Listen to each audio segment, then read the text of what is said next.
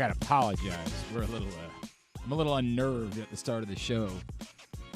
Right as we went live, I heard one of the 3 strangest noises that I've ever heard in my life. And I've heard a fair amount of strange noises. I mean, I got kids. I got a lot of stuff happening. I'm still not fully sure about what just occurred, and I'm gonna try to plow through, but it's gonna be difficult. Yeah, early start today, as I actually have to duck out a little bit early, and we have way too much to do on today's program. It is a Would You Rather Wednesday edition of Glenn Clark Radio, presented by Glory Days Grill. Scenarios are up. Facebook.com/Glenn Clark Radio, YouTube.com/Glenn Clark, not YouTube.com, Twitter.com/Glenn Clark Radio. Which is still the website, despite the fact that they changed the name. What is that? We have to solve this problem. No, it's not my laptop. My phone is here. Nothing is going on with my phone. I don't know what to tell you. There is a bizarre noise. When it comes, you have to diagnose it. Whatever it is, you have to. Your microphone's not on, first of all. It's by you because I couldn't hear it as well with I could hear But it. No, nobody could hear it as well with the headphones on. Of course you can't hear it as well with the headphones on. All right, well then it's not a problem. Then. It sounds like it's not a problem. No, it's a problem. It's unnerving. I don't know what to do. Just be part of the show now. I don't know. It will not just be part of the show now. You have to solve whatever this problem is. I have to? Yes. Or else what? I don't know. I haven't gotten there yet. There is that was my chair. That was not the same noise. Oh, okay. No, it's the chair. It's the chair. Your chair? It's got to be, right? I mean, it sounds electronic almost. It sounds electronic. Oh, God, I got to figure out a way the next time it comes to get the microphone down there so people can hear this. It's the most unnerving sound I've ever heard in my entire life, and I am convinced that it's the chair. Well, just start leaning. I'm convinced that's what it is. Lean to your right. Okay, not the right. Not the left. Forward, maybe? Back. What, are you trying to get me to do the cha-cha slide? Slide, crisscross. Are you farting? Crisscross. And that's exactly what it is. Like I'm trying to cover it up. Dude, it's got to be the chair. It's not me. Ay. I don't know, dude. But I'm convinced that the chair is giving way and that you're not going to be able to lift it back up. No, that's not it. No, I think it's the chair. I'm telling you. I think the chair is like every few seconds dipping a little bit because it's like one of those chairs that you raise up. Right. And I think like it's going down. The hydraulic part of the chair might be malfunctioning, and by the time we get to the end of the show, I might be down beneath the table where nobody can see me. Well, it's not. Is that a bad thing? I don't know. I haven't decided yet. By the way, this is what we got. The Orioles were rained out last night. Neither of the basketball games ended up being all that great. Hockey this was is what we got. If you stayed up for Vancouver and Edmonton. Sure did. Great game. Was it? Yeah. Did you have any action on that? I did not have any action. I mean, I'm rooting for. I want to see Connor McDavid win one. So. Okay. All right. So there's that. All right. Very good. Very good. So anyway, hi. Good morning. It's going to be an unnerving day. It's going to be one of those days. Unless that sound never comes back. I mean, then. Yeah. Yeah. That. Oh, you mean because we're trying, it's a big day for the Orioles because they get swept? Yeah, there is that risk now. There is that risk. Although, how does that work? Do they count the third game? Because the stat has been, most No, but what I'm saying is the third game they play in July, oh, no, is that legally considered part of this series? No. You have no idea what you're talking about. You're just suggesting. Why would it count to this series? Because it was part of this series. Maybe if it's they not play part of 8 innings today and it's still 1-1 after 8 innings. No. And then they don't pick this up until July. Game, they play a triple header. I don't know what the rules are. It might be that the streak gets held in abeyance. So they could be until that moment. Okay, so they may go on to be since they're not going to resume until July. The streak possibly could extend all the way out to I don't know what's the number at this point. 100. Yeah, 2, 3, 4. I don't know, whatever it is. Yeah. It could extend all the way out to 120, and then they'd be oh, it might go back and retroact. That's what happened with what's his face. That's what they were. Everybody was all angry. Nolan Shanuel and his on base streak, right? that it extended out, and then in hindsight, they had to chop like a week's worth of games off of it because the Orioles complained and said, that one error. Or yeah, correct. So, I'm saying I don't know. You don't know either. You're just saying things more confidently that you think. That doesn't make any. I mean, if the game's suspended, sure. No, you're saying things again. They're not. First of all, why aren't they playing tomorrow? What is that all about? Blue Jays playing tomorrow? No, they're not. Why is this game not being made up tomorrow? Well, because the Orioles have played a bunch of days in a row. I understand that, but now they're going to have 2 off days in the span of 3 days. Why is this game not? And they don't have they have like 1 off day in all of June. Maybe they're what's Thursday? They don't want to compete with the PGA Championship. You think they might have a couple of players that are making a trip down to Louisville on their off day? PGA Championship. That's That's it. The next round of the women's lacrosse tournament, like they don't want. That's true. It's a great point. Everybody's going down to College Park to check out Maryland, so you can't miss that. I don't understand why they're not playing. There's so many questions that I have about this. Like, if you're going to play a doubleheader, why not play it today? Now, I get somebody would say, "Hey, look outside." Go ahead, Griffin. I mean, I guess it depends. Are they like warming up? Like, are they going to get warmed up? And Thank you for not checking the weather. Always. It would be terrible if you ever changed the bit. Yesterday, what I saw yesterday. Right, yesterday. It doesn't seem good. No, it doesn't seem good. I agree. I just don't understand why they would. If it was a doubleheader, why wouldn't you try to play it today? And then why wouldn't you play tomorrow when both teams are off? I'm confused by those things. Last night. What's that? Who screwed up last night? What do you mean screwed Nicole up? Sherry? Who screwed up? What do you mean screwed up? They could have played the game last night. In what? It was raining all night. No, it was not. Yes, it was. Drizzling. Is that your bit now? It was drizzling. Is playing the rain every time? Because I went to the game last Friday. It was miserable. If Drew can golf, and they can play baseball. Yeah, well, Drew would golf in a blizzard. What are you talking about? I have golfed in a blizzard. I believe that. Just to do it. Yes, I believe it. It was. I went to the game Friday, and it was miserable. But they could have played last night. Maybe. No. This is what you do now. This is what's wrong with the country. No. This is what's wrong. Yeah, this is what's wrong. What's wrong with the country? Time? They could have played last night. Yeah. Just say that. Just admit it. It wouldn't have been pleasant. It wouldn't have. This is like your senior prom. It wouldn't have been awesome. I had an awesome time.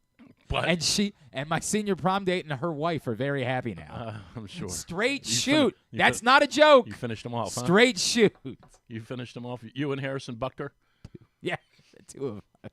Well, he's got some advice. He's got some advice for everybody. He's got Harold Harrison. He's got some advice for everybody. Yeah. Don't. Let's not. I'm not sure with that. Let's just not. Where did that come from? It's the most bizarre thing ever, right? Like, somebody told him that was a good idea. Somebody said, Harrison, I got an idea for you. It would be one thing if you were giving that speech at an all men's university. Maybe. No. I mean, it would still go public. Correct. Yeah. But it would have reverbed differently. Yeah, right. There would be less booing, perhaps. Correct. Yeah, maybe. And there would have been a lot of men in the audience saying, "Yeah, that's what we want. This boy's good." Yeah. Right? Yeah. That the place where you decided to do it, not is, so much. Yeah, no, it wasn't great. Didn't go over the best. I know you guys are all here to get an education. Yeah, the funny part was like the number of people that heard like the little part of the speech that was like, okay, that's not so bad, right? Like maybe he's on to something, and shared it out like, man, Harrison Bucker really saying some things. Hey, I think men should probably not be, what's the word? What did he use? The emasculation, whatever it was. Yeah. I get that. Yeah, like, there's part of it. You're we like want men to be tough. Yeah, I mean, like I wish I knew how to fix a car. But then when he said, "And the girls in here, yeah, don't get jobs. You ought to stay home." Like, oh yeah, boy. Right. And then so all these people on the internet are like, yeah, these guys got a point. And then everybody else is like, hey, did you bother to listen to anything else that he said? Did you listen to the last 8 minutes of it? Did you bother to stick around with it and see where it went? Because maybe it might be the time to delete that, Chief. Yeah, it was kind of weird. You might I just don't understand how that. And I don't know the answer to this, so I'm asking. It's an honest question. Do they hire these people? What connection did he have? Like what- I don't know. I mean, clearly something related to the Catholic Church. But what's his connection to the school? I don't know that. Okay, I have no so idea. do they go to the You're really archdiocese interested in and this. say, "Give us a list"? You have a a list, of like of the Catholic top football 80 players. of the top 80 don't speakers. But does someone at the school not say to him, "Hey, by the way, you have how long are you going to be? It's 14 minutes. Do you have a copy of it? Do you mind if we just Let's read over it. I think that if that's No, I'm asking. Yeah. Do the schools not I think typically review yes, it? they want to know what your speech is before you give the speech. Did this usually. school not now, do this that? is a smaller school, so I don't know if there's or again, given their or did he do the old switcheroo? No, or they're given their belief system, they might have said go right ahead. I don't know. I don't know enough about this college to know. It might be an extremist. Like what's the school in Bob Jones University where like you can't even like hold hands with a there are some extremist Liberty is similar in nature. Is somewhat BYU. extreme. Yeah, those schools are, but they're not as extreme No, as right. like Bob Jones I University can't wait is. till we hear more about Grand Canyon and what's happening. Well, they don't. There is no there. school. I'm pretty sure you're right about There that. is- by there's the way. actually no it's school. Just 20,000. You just They just keep accepting more and more. Like that school, I'm telling you, I lived in Phoenix. there in isn't an actual 2006. school. There was not a soul between 2006 and 2008 when I lived in Phoenix that had any idea that Grand Canyon University even existed. It doesn't. You just come out and play baseball. Right. Or basketball, right. or soccer. They're joining the West Coast Conference. They're joining Gonzaga's conference. But there is no actual school. I agree. I don't think there is. There's just a sign. It's a money laundering scheme. There's just a sign. Yeah. It says Grand Grand Canyon Canyon University. here. I know They're like, somebody well- that plays on the golf team. Do you? Dead on the level. And have they gone to a class? No. Not the, yeah, correct. No. They're just there to play. They're like, you mean to tell me I could go to Phoenix for 4 years and play golf? All right, then. I'll see. It's amazing. See you There next is week. no actual. You can't go to class Correct. They there i- try. because there You isn't actually, one. You say, hey, did I get a schedule for Right. classes? And they're like, just No, you're golf. good. Yeah, Don't right. worry about it. We'll see you on the golf course. You got on golf on Monday, Tuesday. and then Tuesday, Yep. then also on Wednesday, Right. And and then- then Thursday. And actually, you can go home after that. You can go back for the weekend. All right, Drew Forrester, drewsmorningdish.com is here. Oh, well, that's it. We got everything that's covered. That's what you got. That's we got what you Harrison Butker. Yeah, you want to make a pick for the? You haven't asked me yet. Oh, you're doing your thing. Yeah, we were gonna do a thing, but then I saw you're doing your thing. So have you filled that yet? Oh no! I can't fill it. I need as many people as I can get. I can't fill it. Oh, I thought you were doing like 20 people. No, minimum I would take is 20. Oh, I wouldn't minimum, have done okay. it if I couldn't have got Okay. 20 people.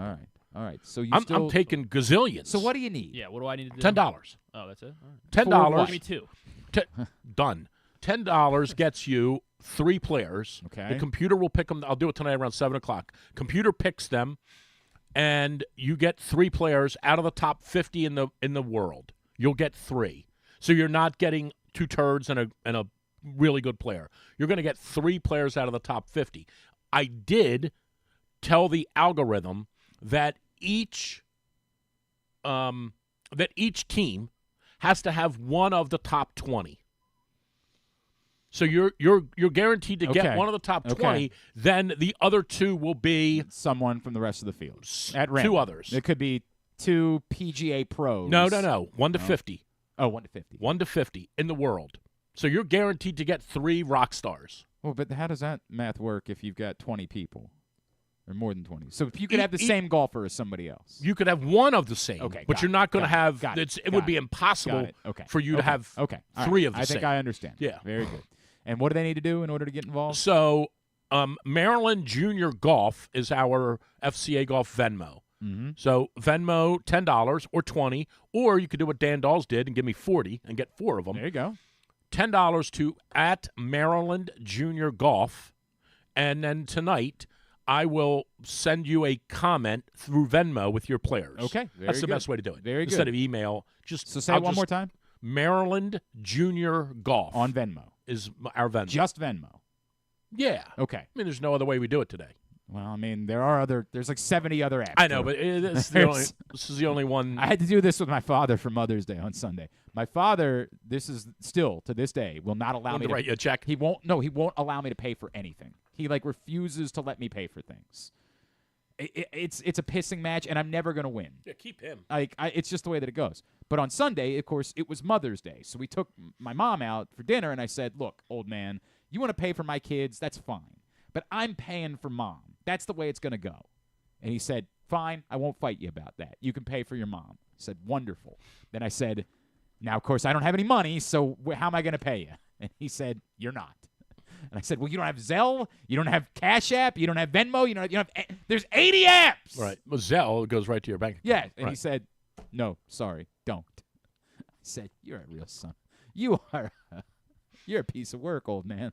So I slipped the card in and wouldn't let them. I'm like, yeah, we're not doing this. We're not doing this. Margaret will today. pay for it. Correct. Exactly Yeah, right. Margaret's grandfather's going to take care of it. Margaret will take care of it. That's the way it'll go. All right, so get in on Drew's contest. You going to ask me or not? Because we got actual things to do today. Let's get one. We have guests joining us. Matt Collison. Who do you think's Johns going to win? Hopkins, Ajax Zappitello from Maryland's going to join us. Coby Mayo joins the program today. Dylan Bundy joins the show to talk about his retirement from baseball. And How much money he make? That's a good question. Look that up, Griffin. Look up Dylan Bundy's money career, did Dylan Bundy career make? earnings. And 16 I know million? you're very excited. Jon Proctor will be in studio this morning. Oh, I got to go. The return What time is that? of the Jon Proctor quiz Oh, this Jesus. morning. It's been a long time. I got to go. But good news. We got something. I think you're going to be excited about this. We're trying something today. Okay. There's a new craze hitting the country. Oh, it's not that thing where you jump up and down on the bed, is it? No, but I would like to know more about that. Yeah, there's a name for what's that called? I don't know. Never heard of it. Well, then if you haven't heard of it, then never mind. Yeah. There's a name for it. You know what I'm talking about? No, I don't. 14.1 million though for Dylan Bundy. Oh, okay. It's decent work if you can get it. There's So- apparently this thing where I don't even think this is suitable for on air.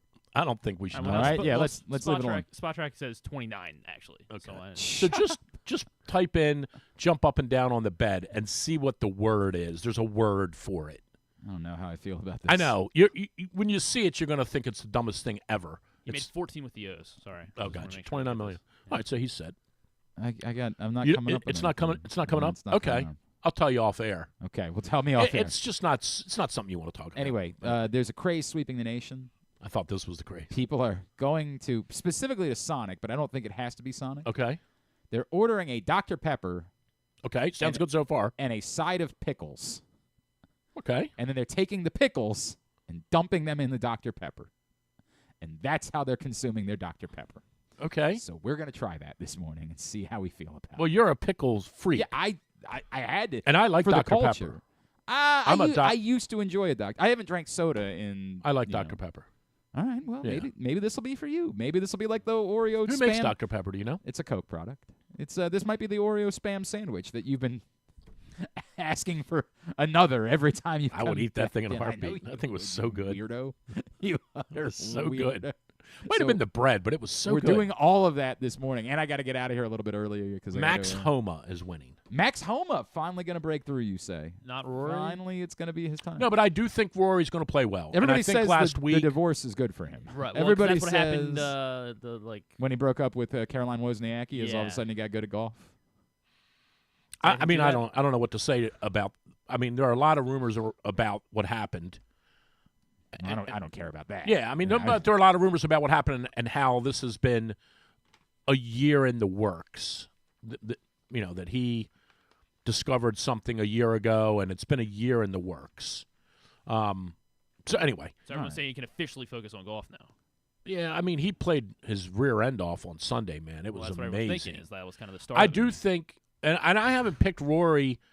I haven't been bullish on Rory in a long time in a major, but I think there's a really good chance he could win this week. I really Alright. do. I think he is coming in on a super heater. He could win, but look, Scheffler's gonna win. I mean, we all know that. That's just the way it goes. Now. Yes. Like, we're in that. It's, He's gonna it's win. That Is era. Is this the daddy bump too as well? Like since you just had the kid. But No, did he he's have gonna win. No, because he just wins them all. Like that's the way it is Yes. now. If he plays, He's he winning. wins. I get it. But if he I doesn't, get then, Max then- Homa. Okay, fair enough. So are you gonna ask me or not? Yeah, who's gonna win? Well, you know he's due. John Daly. It's his time. No, you know who's gonna win. Chi-Chi? It's not, Chi-Chi. It's he's his time. Not in the It's field. Chi-Chi. He's due, man. He is due. He's Not due. in the field. I don't understand.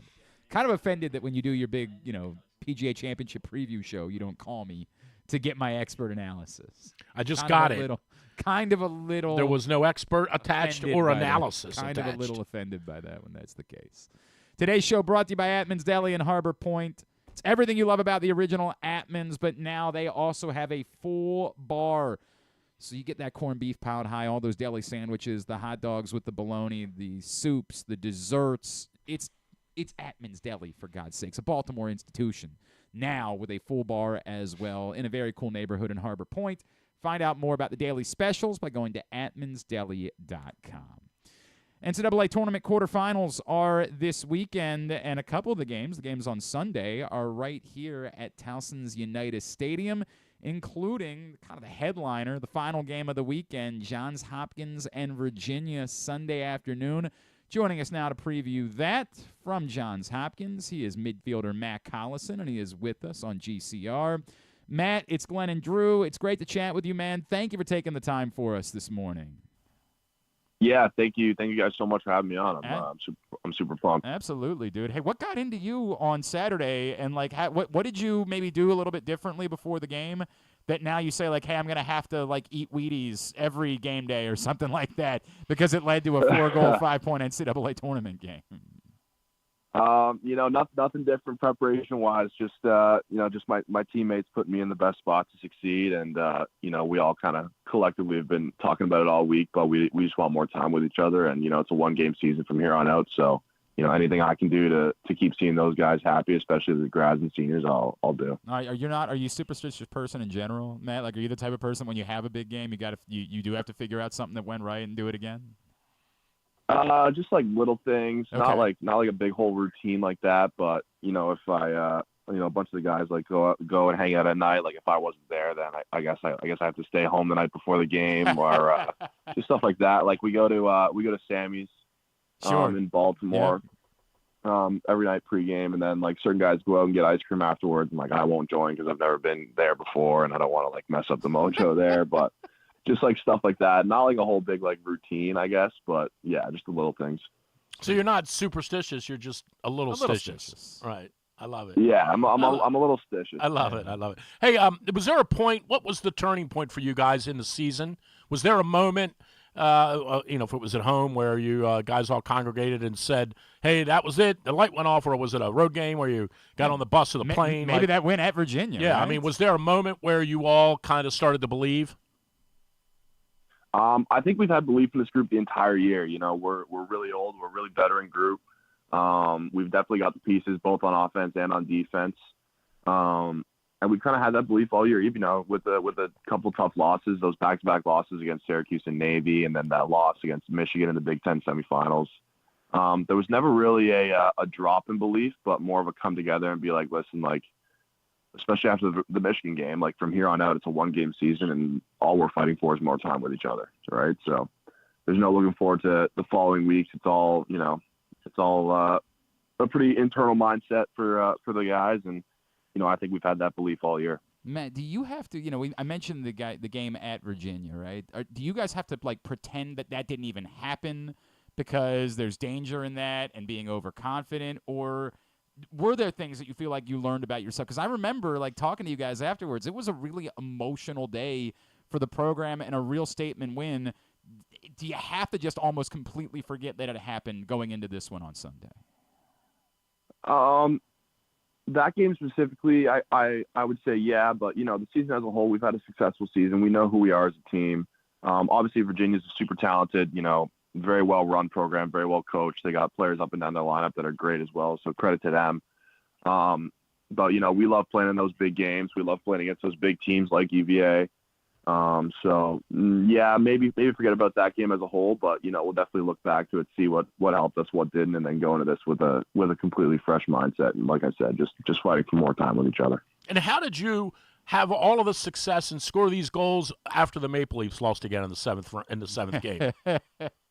Oh, I'm a Bruins fan actually. Oh so no! I had a pretty good night. Yeah. Shame on you. I know. My grandfather was a Bruins fan. My father was a Bruins fan. So now I'm a Bruins fan. You were the only 3 Bruins fans in all of Toronto growing up, right? I know. We must have been. I mean, my dad used to take me to Leaf games when Boston would play, and I swear we'd be the only ones in yellow and black. Well, at least tell me you're a Rush fan, being from Toronto, or I'm sure your dad was then, at least.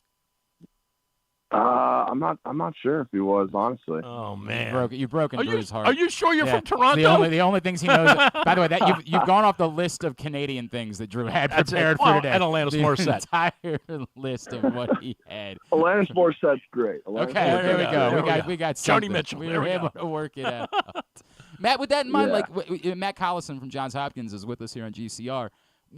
What was your path to lacrosse specifically? We know that lots of Canadians play lacrosse, but still, to the point, probably hockey a bit more popular. What was your path to not just the sport, but obviously to ending up at Johns Hopkins, sort of, like the mecca of college lacrosse?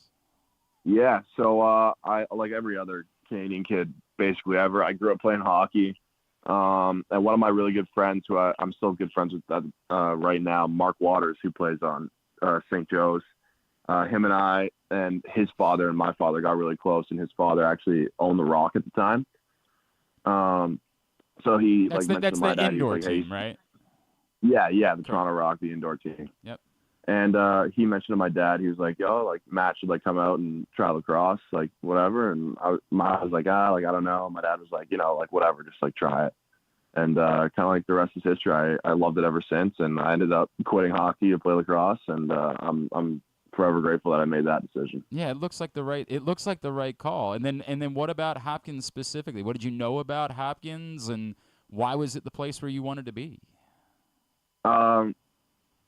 Like Hopkins obviously is the mecca. It's where you want to be. It's where everyone wants to be growing up as a kid. It's kind of been my dream landing spot since I've learned what college lacrosse is. And through getting recruited, I got recruited kind of late by Hopkins, like in retrospect. But all the other schools, like credit to them, I obviously was super respectful with all the other coaches. But when Hopkins called, it was kind of a wrap for me. And like, thanks, appreciate you guys, but like, it's Johns Hopkins, man. No offense. Yeah. So that was really exciting for me and my family, and like I said, I'm forever grateful for that decision as well. So I learned something about you. You've been through a lot. You mentioned your family, and you've lost a lot of folks to cancer over the years, and you recognize them on your helmet. Can you tell everybody about, playing for something bigger than yourself, and why it's so important to you that you have those folks kind of close to you every time you go out and play? Yeah. So both my grandparents and my mother's best friend, who we called Auntie Adrian, they all died from cancer when I was in high school, or a year before I got into high school.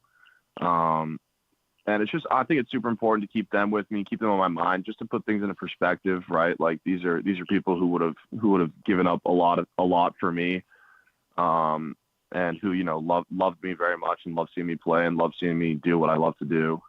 So just to keep things into perspective and have them with me there, and after the anthem, I take a little look down at it, just to like I said, like remind me, like there are people who would have died to see me do what I love, and I think about them all the time. It's powerful, man. That's really powerful. Matt, do you maybe you knew this before you came to Baltimore, do you have a grasp on how huge high school lacrosse is in this area? And obviously a lot of your teammates are either familiar with this area or may have played here in high school growing up. Do you have a sense of how much of a hotbed this is for high school lacrosse?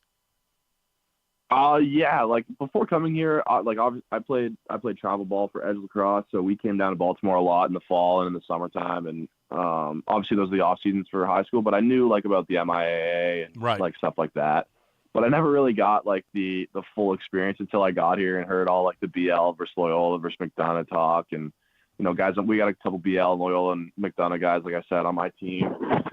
So that was pretty cool to me, honestly.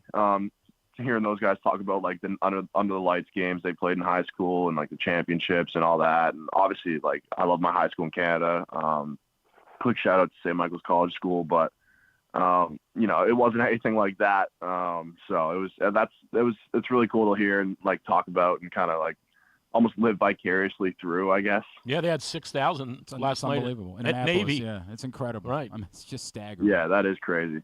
Yeah, and when all the recruits come and stuff like that, I like asking them about like their high school seasons and like their like coolest kind of moment in the season they've had so far and what they're looking forward to. So it's definitely the hotbed, I would say, for high school lacrosse. Matt, I know there's a danger that comes along with like the pressure of this, but what would it mean to you to be part of the team that delivered Johns Hopkins back to championship weekend? Yeah, it would mean everything to me. It'd be my best memory in lacrosse and sports as for sure, but one of them in my life in general.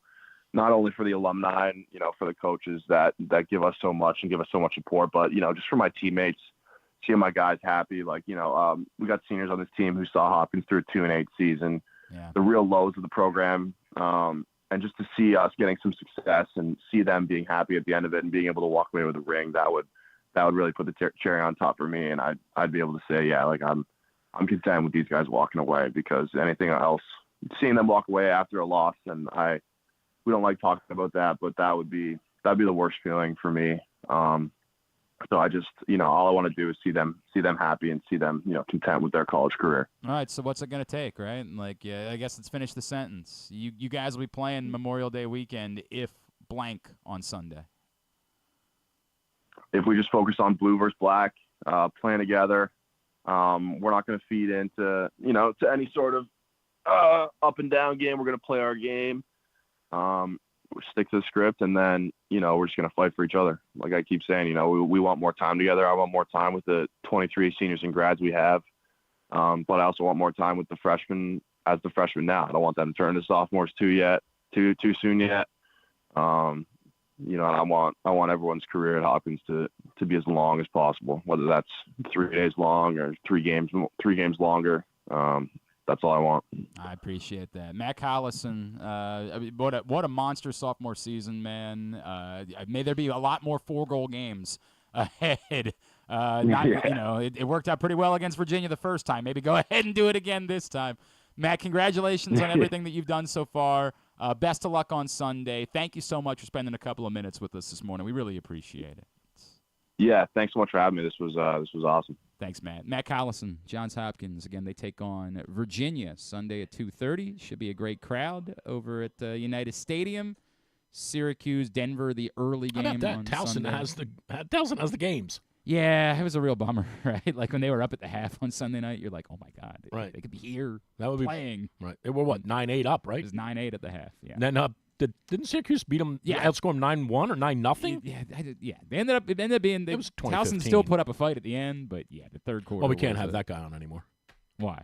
Because he doesn't know Rush. Correct. Okay, there we go. Any self-respecting Torontoan who doesn't know Rush is not really from Toronto.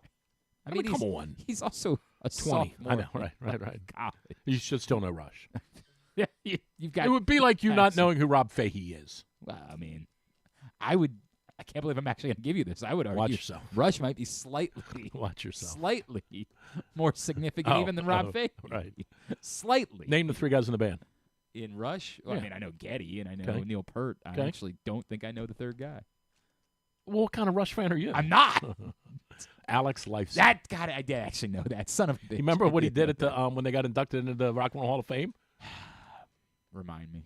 Pull up his speech real quick. No, I don't think we don't have. We got to talk to Dylan Bundy in 2 seconds. Blah blah blah. Oh, that's blah right. blah blah That's blah. right. Blah blah blah blah blah. Blah blah blah blah blah. And yet blah blah blah somehow blah blah blah blah blah blah. Still not even in the top 10 of like disrespectful. 7 minutes. I was reminded, whatever year, I don't know why this. I think because the CBS thing with Billy Joel. Just remember, like CBS airs the Madison Square Garden thing, but they cut out of it. And then they like cut it out as he was going to the encore or something, right? And so there was a thing that was going around the internet that it was CBS getting their revenge because they remember the year that Billy Joel played the Grammys and he was playing River of Dreams. In the middle of the song, he just stopped playing. And then he said, valuable advertising dollars going once. And he just said silence in the middle of the song.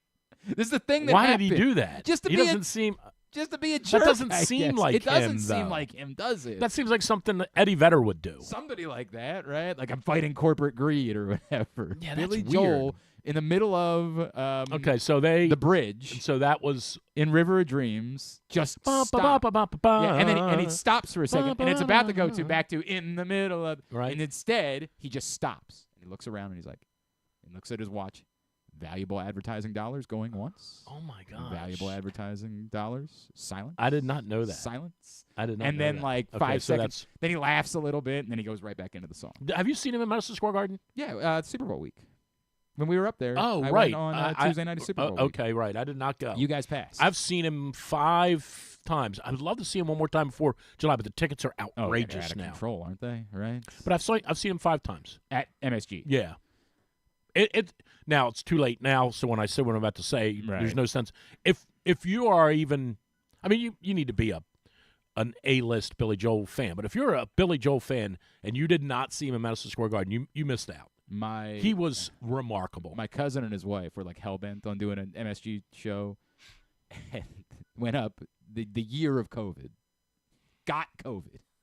Got it. God, love it. At the show. Yeah, love it. Came back. I mean, we got the whole experience. Missed Christmas. we heard missed everything. Allentown. Yeah, right. We and heard it's so because I remember when I finally saw the Downeaster Alexa, and we got COVID. We got together in mid-January to have a delayed Christmas. Right. And I said, and he was like, I do it all again. I do it all again. Did you get a T-shirt at the concert? No, something better. COVID. I COVID. How many times did you have COVID? I never tested positive for it. You never did? Never once tested positive. What about you? And I had to what test. about you? I had to test constantly. I had to test every week because I have jobs at colleges. Right. I had to test every week, and I never tested positive. Do you think you had it? There definitely was a moment. I got it now, but I don't feel it at all. Right, you're fine. You're fine. Thanks for coming in. Appreciate it. I had it twice. Good to see you. You tested twice. 2 times. And the one time I knew. One time was Christmas Eve. We went to Christmas Eve Mass, and I came home. We had pizza, and I bit into pizza, and I'm like, yeah, I don't taste anything. Yeah, I don't right. taste Isn't this supposed to anything. taste like pizza? My wife's like, what do you mean you don't taste anything? I'm like, I like 0. Yeah, it's not great. She goes, well, let me make you a cup of coffee. She gave me a cup of coffee. I'm like, yeah, that ain't working either. I might have it. She goes, let me give you a test, and it lit up like a Christmas look tree. who's here. Your buddy. Oh, this clown. We were promised no gang warfare today. We were promised there will will not be a Bloods and Crips situation nice jacket today. there. What it's wearing a Ravens jacket. Fanboy. Hell is going on? But yeah, my entire family. I took the wife, test. Kids, everybody had it. Everybody had it. I never tested positive. That's once. funny. Never once tested positive. Well, I don't even know if it existed, really. That's a great point, right? I mean, it's gone in 2 weeks. Yeah.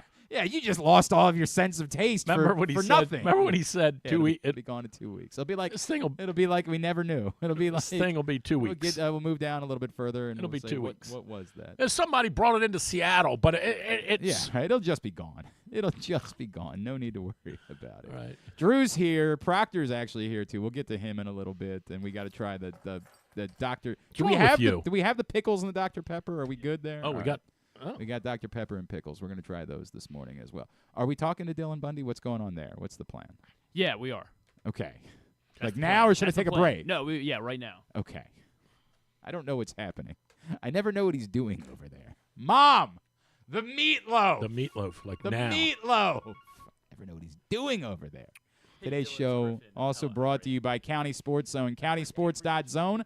As Drew mentioned, the MIAA semifinals.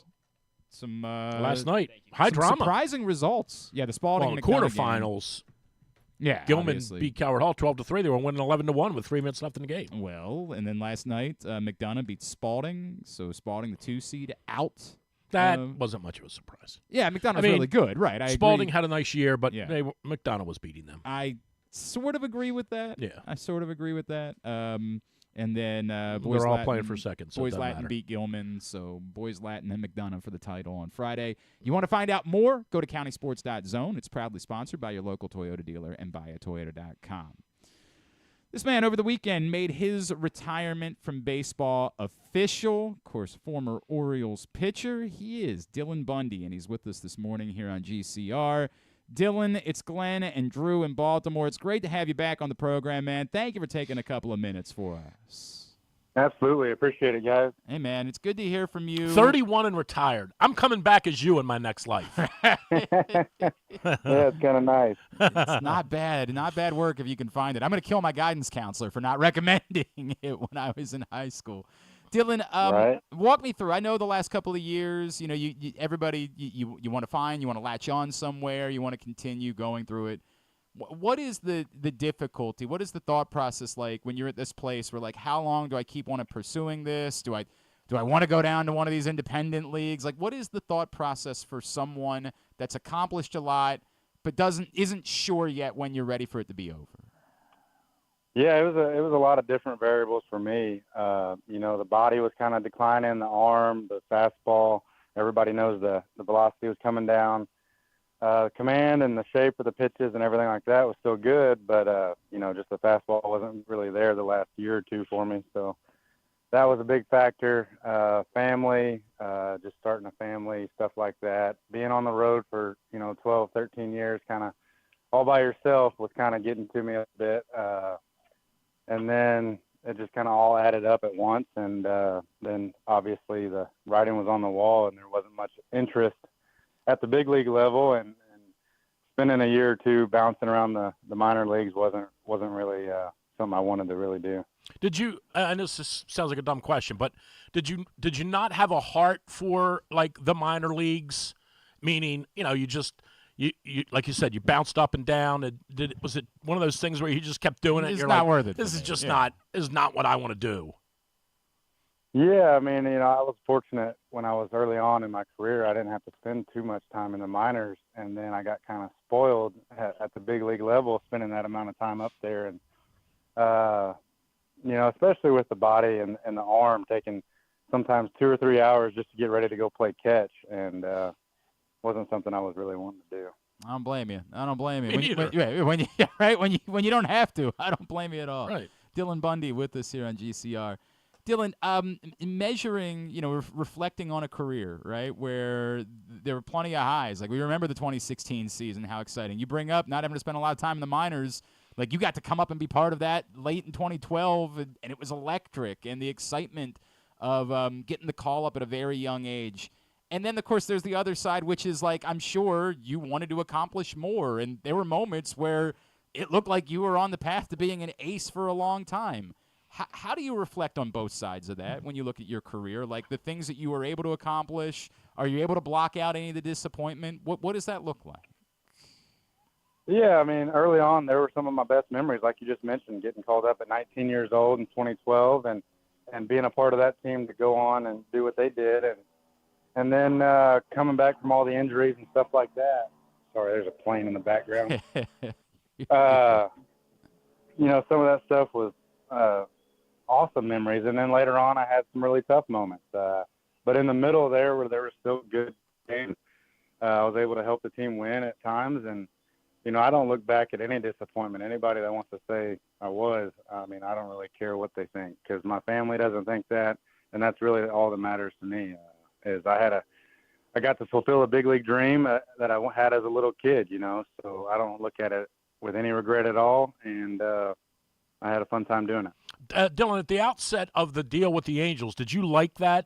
Did you think that was a good fit for you? And looking back on it, what do you remember about the deal and going out there to play for LA? Yeah, it was looking good after that first year. Yeah, right. Yeah. And then I had my best year there and my worst year there, so it's kind of hard to dissect all that. Let me go back to 2012 for a second, if I could. Right, like the journey between then and when you got back to the big leagues. Is there any, like, what could have been for you, like the development part of it? Do you think about those things at all? No, I mean, looking back at it, knowing what I know now, is I would have just kind of said yes, sir, and did what I needed to do to get to the big leagues faster, and not take away any of my pitches, I guess. That was the only thing looking back that I would have changed. You obviously, the injury side of it, like the having to go through Tommy John, and is there any part of that, like, man, if I could have just been able to stay healthy a little bit, like what that might have been, or is there no point to that? Not really, because I feel like anybody that throws above 95 mile an hour is going to have happen. Tommy John eventually. Yeah. So yeah, it really it's does. just a matter of when, really, and I think if you get it done early on, it's better. But then again, you look at Verlander, and he had it late in his career and had his best season yet. So but he's an alien, right? Yeah, right. He's an alien. Hey, Dylan, what was it like? We're removed from. a lot of what goes on out on the West Coast, obviously, because of the time difference. What was it like to play with Trout? No, it's amazing.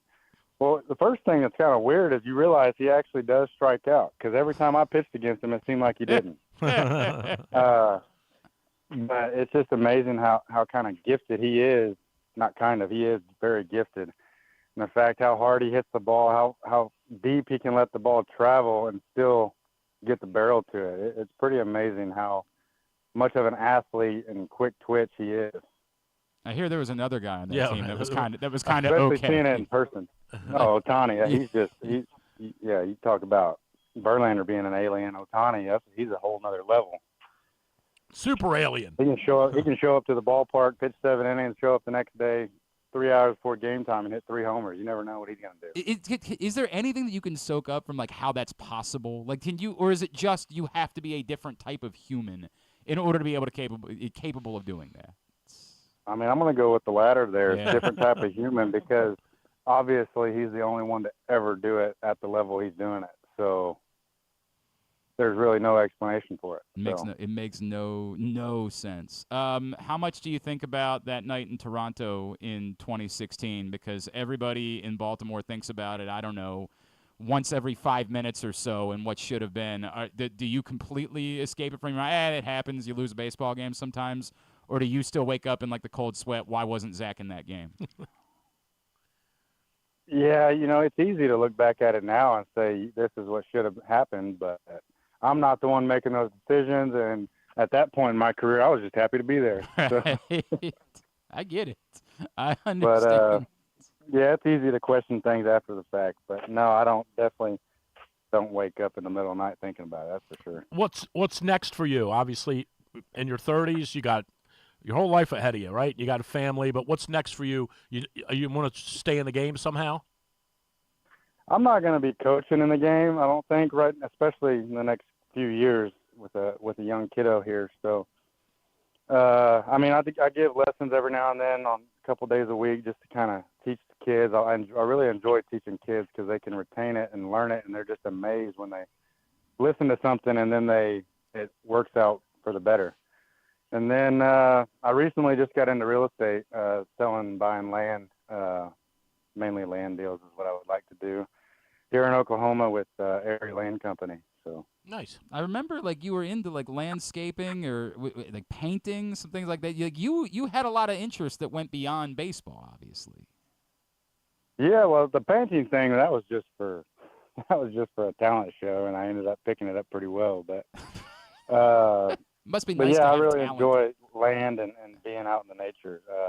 I got a couple different ranches, and now I want to try to help other people do that. That's cool, man. That's a really, really cool thing. What does Baltimore mean to you in your story, Dylan? Like your time here, the organization, how significant was this community, this fan base to you in your life? Yeah, it took up, I don't know, 2/3 of my life so far. I spent 9 years there, I think. So it's definitely going to hold a special place because, that's the team that gave me the opportunity out of high school, and then also gave me the opportunity to pitch in the big leagues and fulfill that dream. And it's just that ballpark is so special to me with the warehouse, and it's just the fans when you're doing good there are amazing. Even when you're doing bad, the fans might not show up as much, but they still support the team 100%. You ever think about like, hey, if they need, could you close if they begged you, right? If they came and said, hey man, we just need a couple of innings this year. We actually got a do shot need at a closer. We think you got a shot at winning the World Series. There's no chance we could like talk you out of it at that point, right? Oh no, that's one thing that everybody said about me is I'll take the ball. I don't care if my arm don't move. I'll still go try it. What about when you found out they moved the fences back? Like, did you have a part of you that said, hey man, you couldn't have done that a couple years earlier? You know what's funny is Ben McDonald told me that a day or two before I was scheduled to start there when I was with the Angels. He said something about that, when I got there at Camden, I was in the visiting dugout, and he was like, don't you wish they would have done that when you were here? I was like, absolutely. And then I go out there and pitch the next day, and I think I gave up like 8 earned runs, and I was like, well, and they didn't even hit anything, I don't think, maybe one over the left field fence, I think Mountcastle, but I was like, geez. Turns out the fence wasn't the difference. That was. I guess not, especially not that day. All right, before I let you go, we mentioned, obviously, 2012, 2016. Is there a moment during your career in Baltimore that, like, maybe we wouldn't think about quite as much, but really stood out to you and that you'll think about and carry with you for a long time? A game, where something just something that we might not know about. I mean, one of the games I always remember is I had my grandmother passed away in August of 2017, and then I came home for 3 or 4 days, flew back the same day of my start, and was against Seattle, and I ended up throwing a complete game shutout, 1 hit, and that 1 hit was a Seeger bunt in the 4th inning. Mm-hmm. That game's going to hold a special place, and I'm always going to remember a lot of details about that game. So. August 29th of 2017. A Seeger bunt, too. Yeah. Should have punched him right in the face for that. Why didn't we throw at him afterwards, right? Come on, man. People back home are like, "Oh man, are you frustrated at him?" I'm like, "No, dude, it's the 4th inning. He's trying to win. So it ain't a big deal." I appreciate you saying that, by the way. I do appreciate that because you know that not everybody in baseball has that type of thought process and that nuance. Yeah, I mean, now if it was the 8th inning, we're gonna have issues. Right. Dylan Bundy, happy for you, man, and for your family. Congratulations. There's an awful lot of special memories here over the years. Best of luck in everything you do. Thank you for spending a few minutes with us this morning. All right, guys. Appreciate it. Thank you. It's Dylan Bundy, former Orioles pitcher, just made his retirement from baseball official. All right. Well, you got to admire a guy. I mean, I do. Got to admire a guy who made $29 million and still wants to go sell real estate. He's like, I got stuff I want to do. I certainly do. Got stuff I want to do. I don't know how you're going to sell. I would never be able to sell real estate with my feet up in the air at a pool. Right.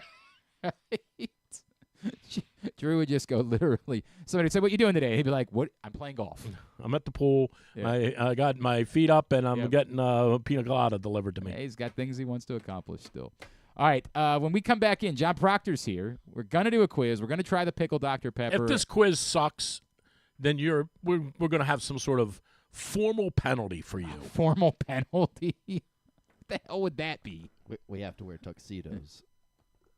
Now wait a second. That might be a good idea for the show in general. We might have to look into that. All right. Hey, what are you dressed up for today? I got a meeting with I got a meeting. That's all I'll say. I'll tell you. Parole or something? Yeah, like, correct. What kind of meeting? Correct. I got a meeting. We'll talk about. What'd you think about the election results last night? Real shame that you can't buy elections. What the hell is even the point of getting involved if you can't buy elections? Did he really anymore? spend $60 million? He spent $60 million. But so did the Smith family. But they spent a bajillion. So here's a dumb question: did he raise all of that, or was that his money? It was his money. Where did he get that much money? Total Wine. That's his company. That's a lot of wine. I know that. It is a lot of. Have you seen Total Wine? Have you been over? Oh, I've helped support the election. Yeah, correct. and so he couldn't buy an election, and the Smiths bought a newspaper and still couldn't buy an election. You gotta feel for these people. They can't believe they can't buy an election. What the hell country are we living in? What was the final total of the mayor election? Was it close? It was close when I went to bed. It was not at the end of the night, but okay. they still haven't counted like the mail-in ballots, so maybe it'll end up having been close again. They haven't counted all the ballots in the box like they used to do in the old days when they brought those out after hours. Is that what we're doing? That's what we're doing. Oh, look. Yeah. There's 80,000 more votes we didn't count. We're doing that bit. That's it. I don't know if you've heard that this content gets you sued. I'm not sure if you've been paying attention. Not sure if you've been paying attention to that. This content gets you sued. All right, we'll come back in. Proctor's here. We got a lot to do. Drew's here. It's Glenn Clark Radio. Gambling can be a fun and entertaining experience, but there are risks involved. If you're planning on betting on the game at the casino or on your phone or computer, know your limit, stay within it. Set a budget and a time to stop. Remember, gambling isn't a financial solution, and it doesn't mix well with alcohol or drugs. Know the risks and have a plan before you begin gambling. For free and confidential services, call 1-800-GAMBLER 24/7 or go to helpmygamblingproblem.org. Discover one of Baltimore's hidden gems at Guilford Hall Brewery. Enjoy dinner in our spacious brew pub, sip a signature cocktail in our outdoor dog-friendly beer garden, or take a tour of our brewery. Discover your new favorite local craft beer. From crisp lagers to hoppy ales, there's something for everyone to enjoy. Pair your brew with delicious appetizers and entrees. There are options for the whole family, but you have to try our fan-favorite giant pretzel.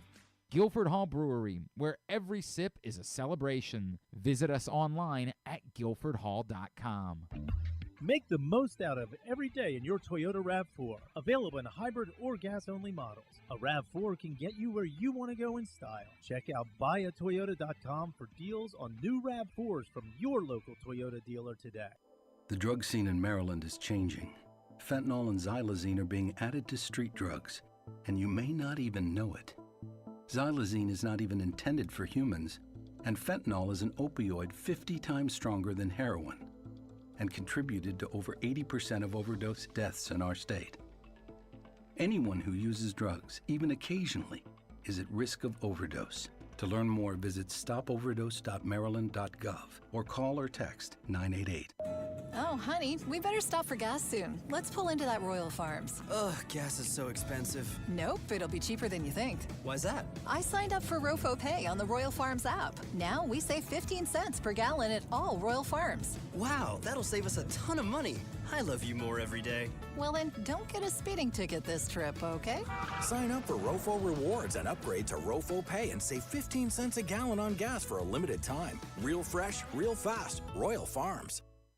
Craving that classic New York deli experience? Look no further than the new Atman's Deli in Baltimore's Harbor Point. Corned beef piled high, hand-rolled bagels, and something different. A bar! Atman's has food and drink specials every day. Now open for breakfast, lunch, and dinner. Dine in, grab takeout, or hang out at the bar for the next O's game. Atman's Deli, an authentic taste of Baltimore tradition since 1915. Find us at Harbor Point or visit atmansdeli.com. What company has the expertise to make your home healthier by purifying your air and killing all viruses, allergens, and bacteria? A.J. Michaels, Heating and Air Conditioning in Baltimore and Annapolis. AJMichaels.com. Hungry? With 7 locations throughout Maryland, Glory Days Grill is always right around the corner. They have wings, burgers, salads, sandwiches, and drinks to satisfy everyone, as well as tons of televisions and sound delivered right to your phone. Glory Days is the best place to watch football or whatever your favorite sport is. While you're there, be sure to check out Goose Flights Lager, named in honor of legendary Raven Tony Goose Siragusa. $2 of every can is donated to the Goose Flights Foundation. Glory Days Grill. Great food,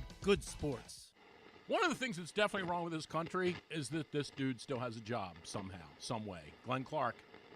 Back in here on GCR as we continue along here on a Would You Rather Wednesday edition. This quiz better program. be decent. All right, let's do Would You Rather Wednesday. Oh, sure. Then we'll do the quiz. Then we'll do the Dr. Pepper. Still to come today, Coby Mayo is going to join us. Perhaps you've heard of him. Yeah, I hear heard of he's him, good. all right. What is that? I hear he's very good. Yeah, so are all the rest of those cats down there in Norfolk. Then they come up here and they stink. Oh, yeah? Is that like Gunnar Henderson? How about Westberg? Like Jordan Westberg? How about Westberg? Not Westberg. How about Colton Cowser watching straight No, through? Kerstedt. Well, that was awful. Yeah, it was. But how about Kerstedt the other night trying to play left field? Well, wasn't great. Oh, my gosh. Wasn't great. I know he's not up for his glove, but at some point you got to bring him in and go, you see the ball when it's hit to you, you need to go chase after it. Yeah, that's not going to work. That's not going to work.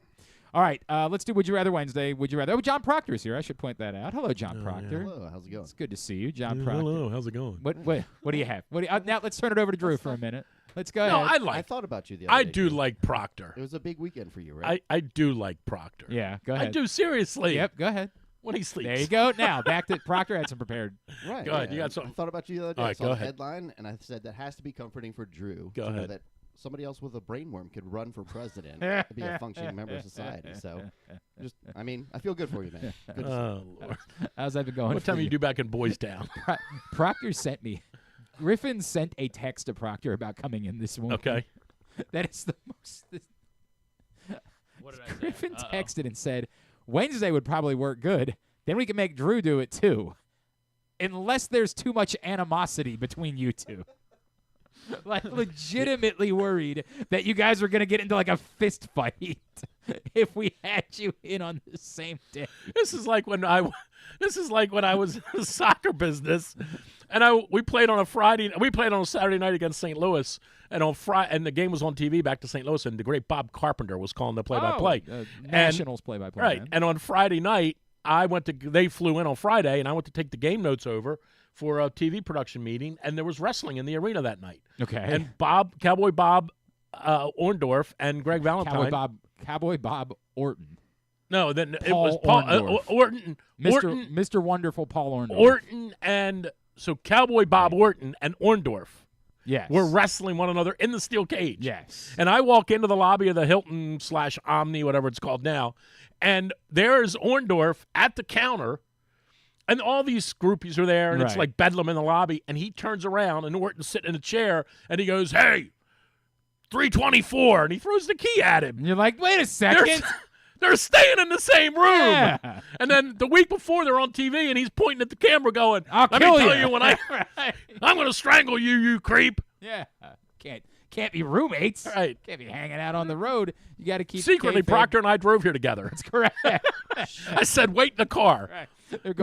They're going golfing later. Do me a favor. Wait in the car until about 10:20 and then come in. It's amazing how you've managed to keep this up, this Andy Kaufman routine that you have going on. I'll never here, forget it. Jerry He Lawler. threw the key to him. He goes, "Hey, 324." And everyone is like, what on earth? Right. I thought you were wrestling against each other tonight. All right, let's do Would You Rather Wednesday. Would You Rather Wednesday is brought to you by Glory Days Grill. Somebody who participates will get a $25 gift card to Glory Days Grill. Scenarios are up at Glenn Clark Radio on Twitter and Facebook. Number one, would you rather? Oh, maybe we should do the Dr. Pepper next, considering one of these scenarios involves the pickles and Dr. Pepper.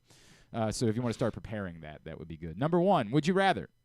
Cedric Mullins completely returns to his highest form for the rest of the season. Jeez. But Colton Cowser continues to struggle miserably for the rest of the year. Or Cedric looks like this for the rest of the year, but Colton Cowser settles back in and has a great season. I mean, if Mullins keeps hitting 185, I mean, I wrote this Drew's Morning Dish. Like, I think you got to give him another week, and then you're going to have to say to him, like, dude, you're going to have to go to number 26. Like, we're only going to use you once or twice a week. I mean, he is terrible, terrible. It's okay. I mean, but one of these two guys is going to be terrible. I would definitely take Cowser over him. Just let Mullins continue to be terrible and let him wallow at the end of the bench. Because Cowser's going to give you a lot more offensive production, I think. I realize he's limited defensively. But I'm giving you that either one of them is going to be good offensively. Like I would take Cowser over him, is what I'm saying. Okay. I think he offers more overall. Ready? He's got an overall better package. Ah, yes. Yes. Right up your alley there, right, Chief. There you go. There you go, the overall better package. No, but I am really worried about Mullins. Like, this is looking – I can't believe I'm going to say it. I mean, it's looking Chris Davis-ish. Maybe not that graphic, but it's close. Proctor? I think I would personally take Mullins back in form. No, of course you would. And I just think you have more options to move Cowser around and do things. And if you get Mullins producing, then well, you don't know you can make different moves. You have no idea what you're talking about. Well, you're not going to believe this because I've never said these words before in my life. I agree with Proctor. Okay, both you guys are losers. No, the answer is simple. The value of your the scenario that you're talking about. Because you're saying because of his defense. Because you need him to play. What you're talking about, I completely understand where you're coming from. That at some point, I guess I focus a lot more on the offensive part. But granted, but I'm giving you the offense. Like I'm saying, I understand that in this scenario, Cedric but Mullins. what do you? But what's his highest form was a 30 home run guy. He's never getting there again. I understand that. I'm saying he might not hit 30 more homers in his career. That probably is. Well, that might be true. I don't know. He might not. You want to put another Chinese lunch on that? I already owe you one. I know you do, and yet we still haven't paid that off. I need to go over there too. To me, you're going to have to play Cedric Mullins because you don't have anyone else that you trust in center field. There's no one else on this roster. Should have never got rid of Jones. To run it. That's a great point. Maybe they could see if he could come back at this point. It's the curse of Adam Jones. Apparently, Ken Rosenthal was on with Jason and Ken yesterday, suggesting they trade Jackson Holiday for Luis Robert. I'm like, what the? But that's where you are with center field. Like none of these other guys you want to have running around in center field. And every time you try to Would you do that deal? No, not a chance in hell. Luis Robert's hurt all the time. There's no chance. There's no world. He's where a I'm hell of a making player, that though, man. When he plays, he's a hell of Yeah, a player. he is But a there's hell of a no player. world where I'm trading for a guy that's constantly hurt and already making a fair amount of money. Right. I wouldn't do that deal either.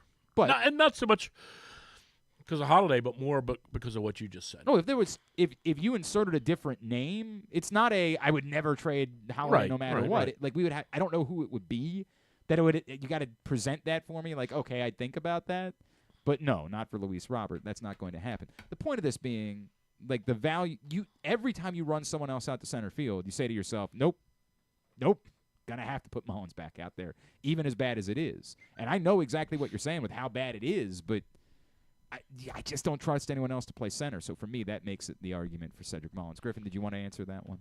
No, he's good. Mullins, very good. He's preparing our good man. He's preparing. Well, you were the only one. He was on our side. Oh, yeah. Oh, well, you don't know what you're talking about either. What the hell just happened there? Number 2, the NFL schedule will be released tonight. It certainly could be an email.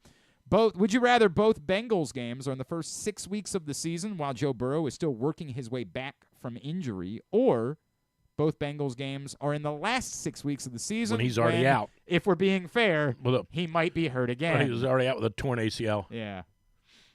Well, I would always rather play those games late in the year. Personally, I would always rather play the division games late. Why? You have there's more of a heightened sense of their critical nature, and you know it's coming down the stretch, and I don't know that they do it anymore because the leaked schedule has the Ravens' penultimate game in Houston, right?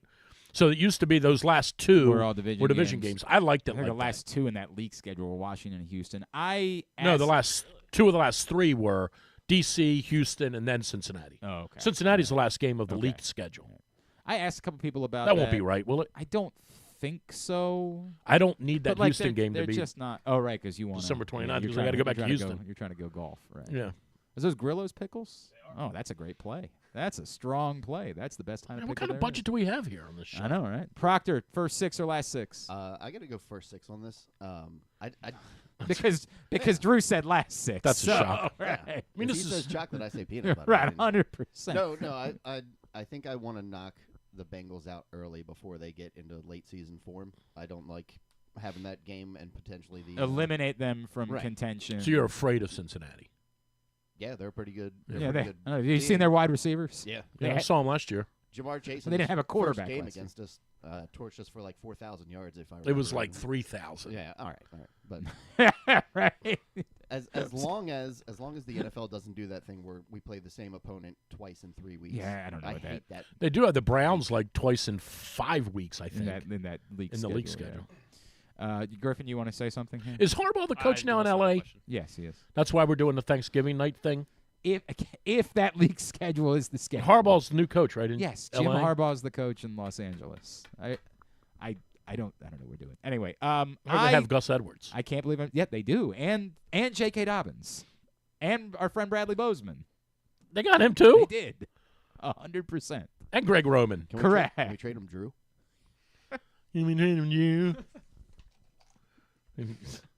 He's so funny. You know, we said that. You thought Rodney Dangerfield was funny. We know we said that. That's you think Nate Bargatze's funny? This dude's funny. You know, we said that's what was wrong with this country. It could be its own podcast. Yeah. I take it back. You guys are doing a podcast. I'm not going to have anything to do with it. Frick and frack. That's the way it's going to go. I don't like saying this either, but I actually agree with Drew this time. I would rather them be in the last 6 weeks of the season, and because you know sports. Well, for me, it's more uniquely to the Ravens tend to be in a better play as long as their quarterback is healthy. You seen us play in December? They tend to be clobber people. They tend to be in a groove by the time you get to December. So I am going to go with the last 6 weeks of the season as well. And now, number 3. Let's hang go on. through this. I'm going to explain this. Number 3. Would you rather starting tonight, Craig Kimbrell is going to become stop. He's going to become vintage Craig Kimbrell again, and will be for the rest of the season. With or without the man bun? With. Yes. You can't, okay, then the answer is no. He will be for the rest of the season. Got to get rid of the man. If not yet, every beverage you consume for the rest of the baseball season involves pickles. you put pickles into every beverage that you consume the rest of baseball season. And you get to have a vintage Craig Kimbrell for the rest of the year. Well, can I drink this first? Or, you know what? I might even allow that. Or no. Did you get paper straws to stir with? Yes. Well, this is what we had. So I forgot to. No, have you that was the one heard? thing I forgot. The turtles are dying. I don't really know if that's even true. Oh, you weirdos and your purple plastic. Actually, I have a plastic straw. Oh, good. Nice. Must be nice for you. All right, so again, what do you do here? We can add more pickles if there's not stir it enough up. as well. We have plenty of. I don't know. Gorilla. I just want the pickles. I though. don't think this is going to turn out. I don't want the Dr. Pepper. Not yet. Not yet. We do it all together. I don't think this is going to turn out well. I don't think so either. So this is, for those that don't know. Should we dump some of the juice in? Well, that's going to be tough. No. but- No. Just I drink would it. start no. You can always Okay, add. and we can add. All right. Yeah, we can take You another. guys are so weird. Now listen. You don't want to talk about the PGA Championship, but you want to How drink are we going to Diet talk about Dr. Pepper Chi-Chi's going to win. and pickles. So, where are they doing it this year? Where is the PGA Championship? Valhalla in this year? Louisville. Yeah, who's calling, by the way? Who is it? Who is it? You want to say? Yeah. Dylan Bundy's calling back. Oh, You all want to right. try it, maybe? Yeah, maybe he wants in on the pickles and Dr. Pepper. Yeah, right. See how he feels about it. Appreciate Dylan. All right, now, here we go. So this is a thing that apparently is happening at Sonic's. Someone in, was it Down Texas? south. Yeah, somewhere like that. It was a TikTok influencer of some sort. Went to a Sonic, ordered a Dr. Pepper, and put pickles in it. And so other people started going to Sonic's and ordering Dr. Pepper and putting pickles in them. I don't know what the point. I don't know how it happened the first time, but knowing my affinity for pickles, it was sent to me by a few folks, including Jon Proctor, and we said, well, obviously we're going to try it. So this is not a Sonic Dr. Pepper. This is just a, run. I don't know if they do a different Dr. Well, Pepper at Sonic. the one place that's sold over 25 billion burgers, you do know their Coke is different. 1,000%. It It's is. different. Everyone knows That's that. a proven fact. Everyone knows that. But this is just a regular Dr. Pepper. Proctor's like, the Coke I had was different in high school, There too. we go. There we go. Did you hear it? I just like the smell of it. Yeah. That's my boy. That's my boy. Did you hear that apparently Bert Kreischer made it like a Coke joke and they cut it like the cameras? So something Kim Kardashian said, they cut back to Bert Kreischer and he pulled out, I don't remember what he said it was, but it looked like a bag of Coke. Right. He pulled it out and he made a joke like he was going to sniff Coke, and the Netflix cameras cut away and edited it out. So we that can't would have be any on the jokes about broadcast. cocaine. Of all of the things. Eric Clapton wrote a whole song about it. Hitler jokes. Right. No Yeah, problem. right. Right. Public beef. Right. No issue. Right. But that cocaine joke. Yeah, we can't have that. That's one we can't have. So we're going to try it, and then we'll answer this Would You Rather Wednesday question. All right, here we we'll go. see how it goes. Cheers. Here is the...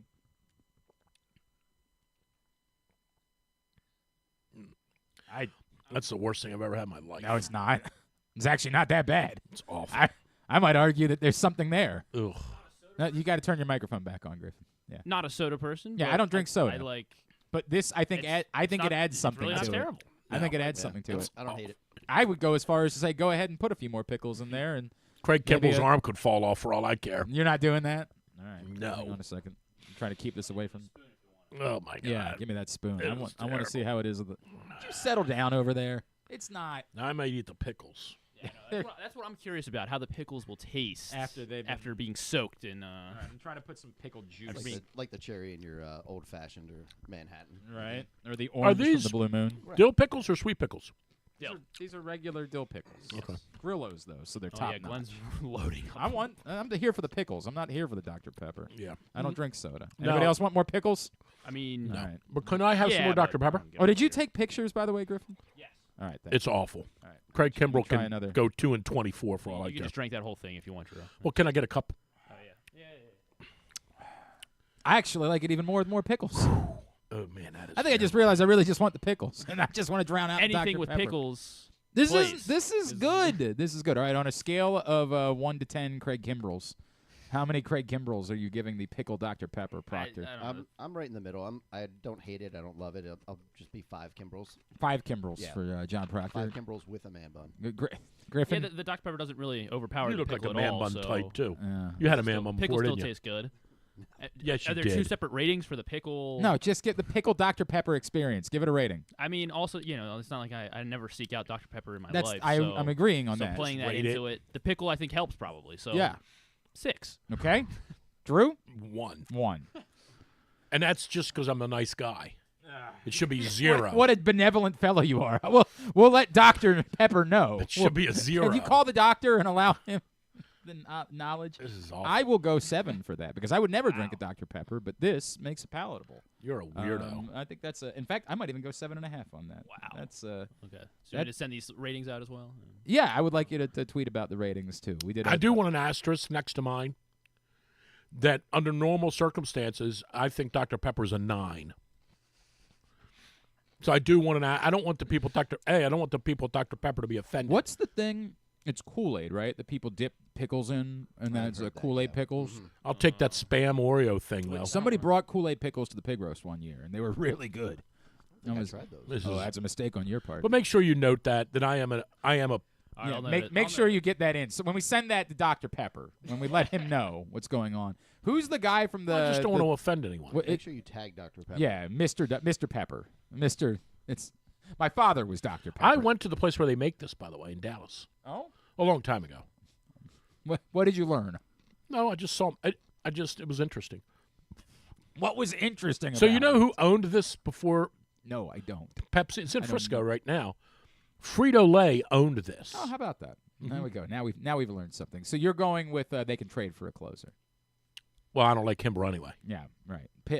But he's going to be the good Craig Kimbrel. If it's No, only, he isn't. Only non-water beverages or all beverages? All beverages. I'm out. All right, you're out. Griffin? The rest of baseball season. Rest of baseball season, you got to put pickles in every beverage you consume. And Kimbrel's Kimbrel? And he's the best version of Craig Kimbrel. No. Workhorse, the whole thing. Or we're rolling the dice. Or you're rolling the dice. Every beverage. I mean, like I drink. So I can't I don't get normal water. Every water I drink has pickle. Darn it. Have you ever had a cucumber water? Yeah, but that's cucumber water. I understand. I understand that. But I enjoy coffee too much. I'm not picking on my coffee. The only thing I consume is water. I'm good here. 1,000%. I'm doing this. Yeah, but then you don't have water anymore. You have. It's fine. I like pickles. Well, that's you're just drinking pickle juice every day. All good, man. All day. That's totally fine by me. I mean, the Orioles will still win probably 95 games if just say no. if Kimbrel All right. blows 8 saves. Let's grab a break. Here you go. That's Would You Rather Wednesday. Brought to you by Glory Days Grill. Get your answers in. Somebody's going to win a $25 gift card. When we come back in, we got a Jon Proctor quiz. Then we'll talk to Coby Mayo. That's next, Glenn Clark Radio. What company makes your home more energy efficient, purifies your air, kills all viruses, and qualifies you for $6,000 in rebates? A.J. Michaels Heating and Air Conditioning in Baltimore and Annapolis at ajmichaels.com. Whether your focus is luxury and comfort, convenience and technologically advanced connectivity, or sporty performance and aggressive styling, we've got the perfect Highlander for you. Check out buyatoyota.com for deals on new Highlanders from your local Toyota dealer today.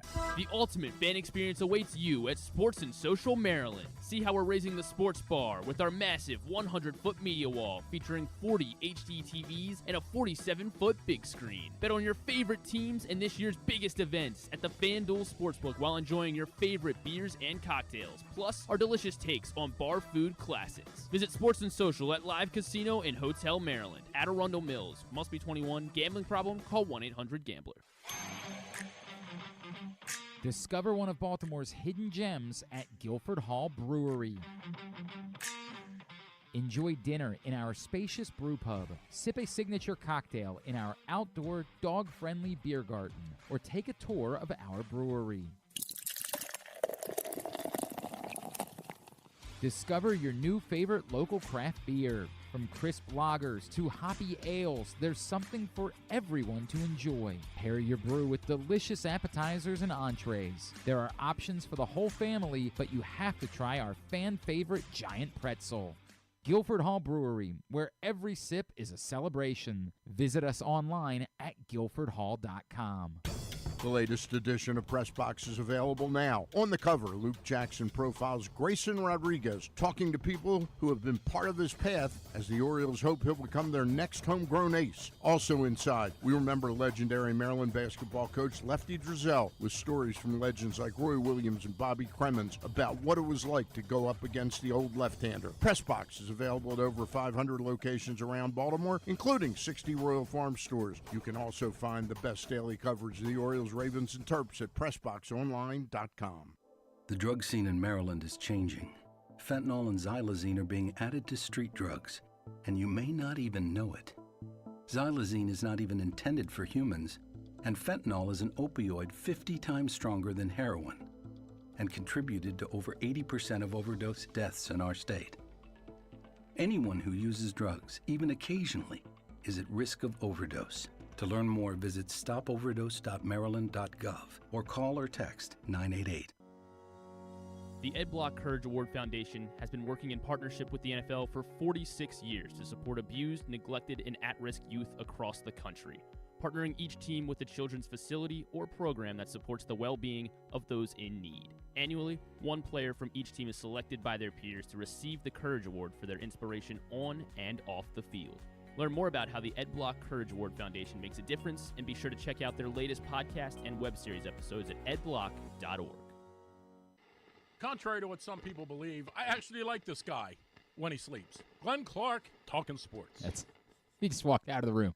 We're ready. Got to do this quiz. I'm telling him I got to get out of here. They're tight on time, and where's Drew? Nowhere to be found.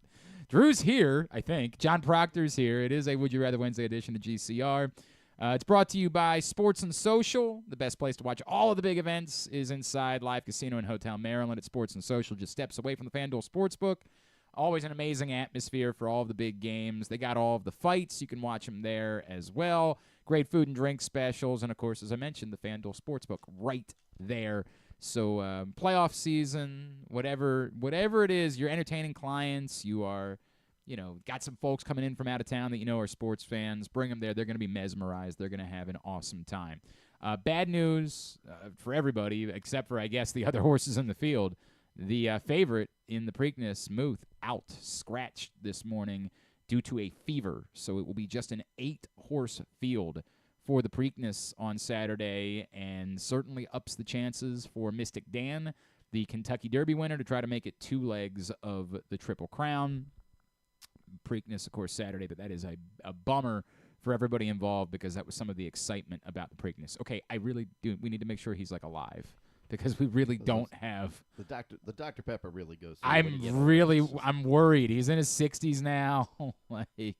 He also could just be going to make a phone call because he does that sometimes, and that's all well and good. But we don't have a lot of time. We have Coby Mayo calling in a bit. Ajax Zappitello before we wrap up today, and I got to duck out because I have a meeting with someone and it's fairly important. So is everything okay? All right. Okay. I was a little bit worried about what might be going on there. A little bit worried. We do have a Jon Proctor quiz. It's been a long time. Jon Proctor quiz brought to you this week by the print issue of Press Box, which is available all your neighborhood Royal Farm stores, many of the hundreds of locations around town. You can read it all at PressBoxOnline.com this month. Grayson Rodriguez on the cover. Great story from Luke Jackson. Go get that print issue of Press Box today. All right. Do we have a theme for this? It's the weather, by the way, today. It's no theme. What's the weather today? Look out. I mean later. All right. What's the theme? No theme. I got some wild cards. I got a couple of rounds and then a final. So all right. We're just going to get right into it. I know sports. So, yeah. You'll be good then. Yeah. Wild card round. Of course, the closer score getting points on these. May the 5th, the Italian clubs won both the men's and women's volleyball Champions League finals in Antalya, Turkey. Yeah. How many member associations are in the CEV, the European Volleyball Confederation? I'm so glad you asked. Yeah. I'm so glad you asked. Member associations. Oh, I need a piece of paper. There, member Griff. associations. Griff wasn't around when we used to do those things. I'll say. Well, I got it written down, so you can just say your answer. Yeah. 24. I said 54. Oh, very good. You know your volleyball. It's 56. We're gonna do this again. That's 32. We're gonna do this where the questions were all given to Glenn in advance. That's embarrassed Drew. Yeah. All right. Yeah, I'm sure we needed a segment to do that. In Mexico Shut up. City, May 6th through 12th, the U.S. men's national handball team participated in the Norca men's championship. They finished third behind champions Cuba, runners-up Mexico, and then third place, Greenland. Yes. Yeah. That's a real country? That's no, it's a territory. That's of what I Denmark. thought, yeah. So how do they have a handball team? Hey, they're pretty good. I got questions. What was Cuba's goal differential in their 5 matches to win? 5 matches to win. Goal differential. Total goal differential. Total goal differential. I'll say they were. All right. Okay. What do you got? Drewski says 62. I said plus 27. 27.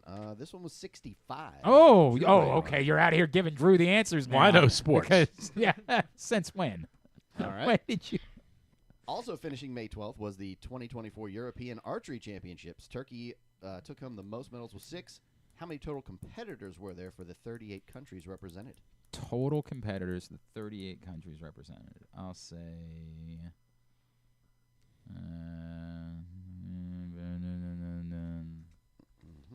All right, what you got? You tell me. I got 299. Oh, you're way off. 168. The correct answer, 289. Ah, way off, huh? You know what? When you're right, you're right. He went over. I missed by 10. What'd you say, 299? Yeah. Okay. But he went over. We don't play by Price is Right rules. Yeah, it's not Price is Never Right have. rules, sorry. Never The price have. is wrong, Bob. Yeah, the price is wrong, bitch. Mystic Dan won the Kentucky Derby. I saw that, by the way. I watched that movie the other night. Again, like I start won't. to finish. I will never. That'll never happen in my life. If you tell me it sucks now, I don't want to know.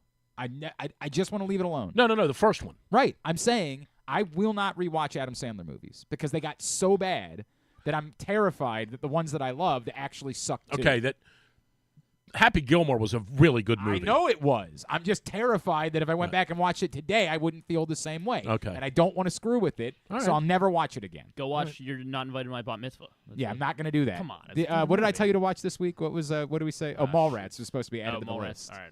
Yeah, you I'll got to. make- I want I'll to. make I want a time for it. movie review on Mallrats. Mystic Dan won by a large margin in Kentucky on Star Wars Day. He did not win by a large margin. He won by like a hair. Did he? Yes. Maybe I missed. Oh yeah, you must not know Boy. sports. It doesn't matter for the. Doesn't matter for the. Yeah, question. it was What by a his nose. Winning time. What was his winning time in seconds? In seconds.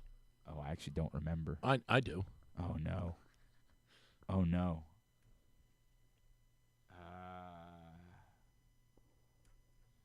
All right. I don't remember. All right, what do you got? 128. Yeah, that's what I wrote. Okay. Exact same thing. No points on that one. Then it was 78.2. Oh wow. What? That's what I just looked it up. It's a minute 18. There's no. Now you. There's no. Squash it. There is no you're- chance. You can't in do hell. You can't do the quiz anymore. Yeah. All right. You can't do the quiz Derby's anymore. shorter. No, the it's not Preakness- that short. Oh my God. It was 2 minutes and 4 seconds. Hang on a second. You can't do the quiz anymore. I will change the answer, but since you said the same thing, it It doesn't matter. But you can't do the quiz anymore. all right, fine. After today, you're done. 6-month suspension. Thank you. All right. Thank you. 6 years. Hang on. I now got to find out what it actually was. It was like 2:05, right? Yeah, it was something in that neighborhood. That's what it is. I mean, the average time is like 2:04. It's So the greatest 2 minutes in sports. yes, correct. Glenn 153. Other than Proctor's honeymoon. And 203.34. 203.34. So All right. 123. Yeah, nailed it. Nailed. Excellent. All right, thank you. All right. Other than that, It's still 153. Glenn. yeah. 38. Thankfully, it didn't matter. Well, he went over the Yeah, right, the threshold. correct. You're right. You're right. They'll put that in the final 2-minute report, so you'll have that going for you, which is nice. This next round we've done before. It's sort amount. Are the Whipsnakes still in business? I'm going to give you Yeah. 3 Yes. events. Yeah. You have to put them in order from what happened first to what happened most recently. Okay. All right? So, first item, the three-point line reverts to 23 feet 9 inches in the NBA. Second, Steve McNair selected third in the NFL draft. And then Alien 3 released in movie theaters. All number 3s here. I mean, how in the ever-loving F am I going to know when Alien 3 came out? But you know when the 3-point line reverted back? No. I don't know any of these. So you'll get 10 points for each one you put in the right space and a bonus if you get all 3 right. I have no idea. No idea, but I got it. Go ahead. What do you got? So what happened first? I think they were in order that he gave them. 1, 2, 3. 1, 2, 3. I said. So you said 1, 2, 3. I said 2, 3, 1. 2, 3, one. You each get 10 points. Oh, okay. We got something. Wait a sec. Just kidding. Let me fix this. 1, 2, 3. Okay. You each get 10 points. First, Alien 3 was 1993. Steve McNair drafted in 1995. And the 3-point reverted in 1997. All right. That's definitely a thing that people know. That's definitely all facts that somebody would know. Number 2, some of these are close. This one's all about number 2. Browns punter Tommy Tupa scores the first ever 2-point conversion. Boys to Men album 2 releases. And Derek Jeter debuts for the Yankees wearing number 2.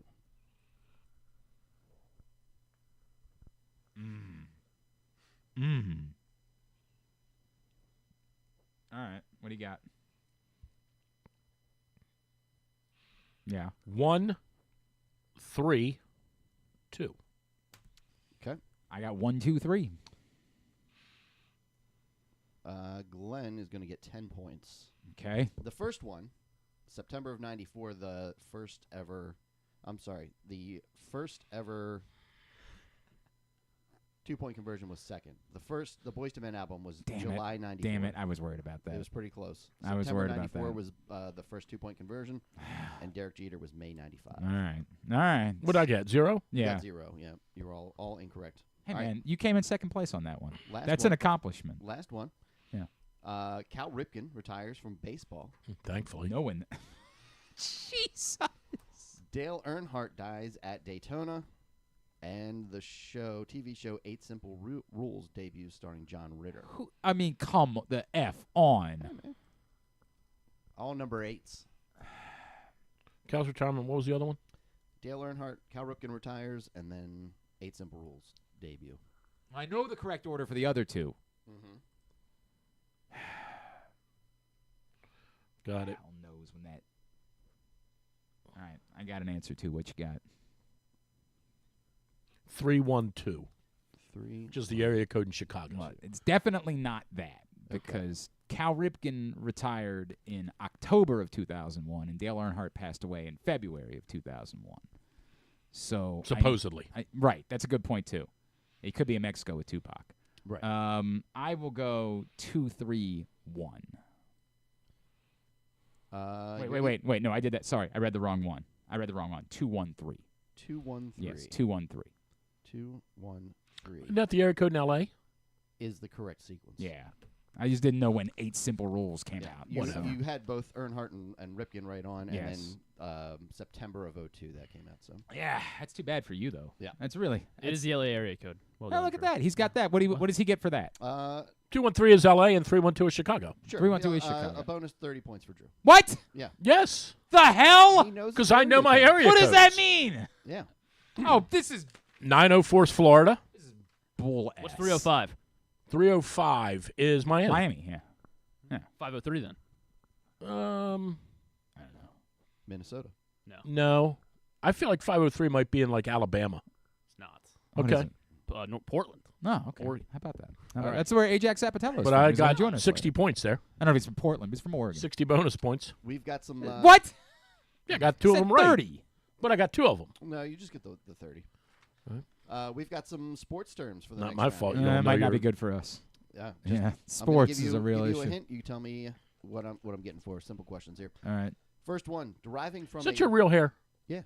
Deriving from a French phrase, Eh. which translates as 2 games or 2 points, this term indicates how many points are needed to win the current game. What? This right here? Is that what you're going with? Yeah. Okay. Say it again.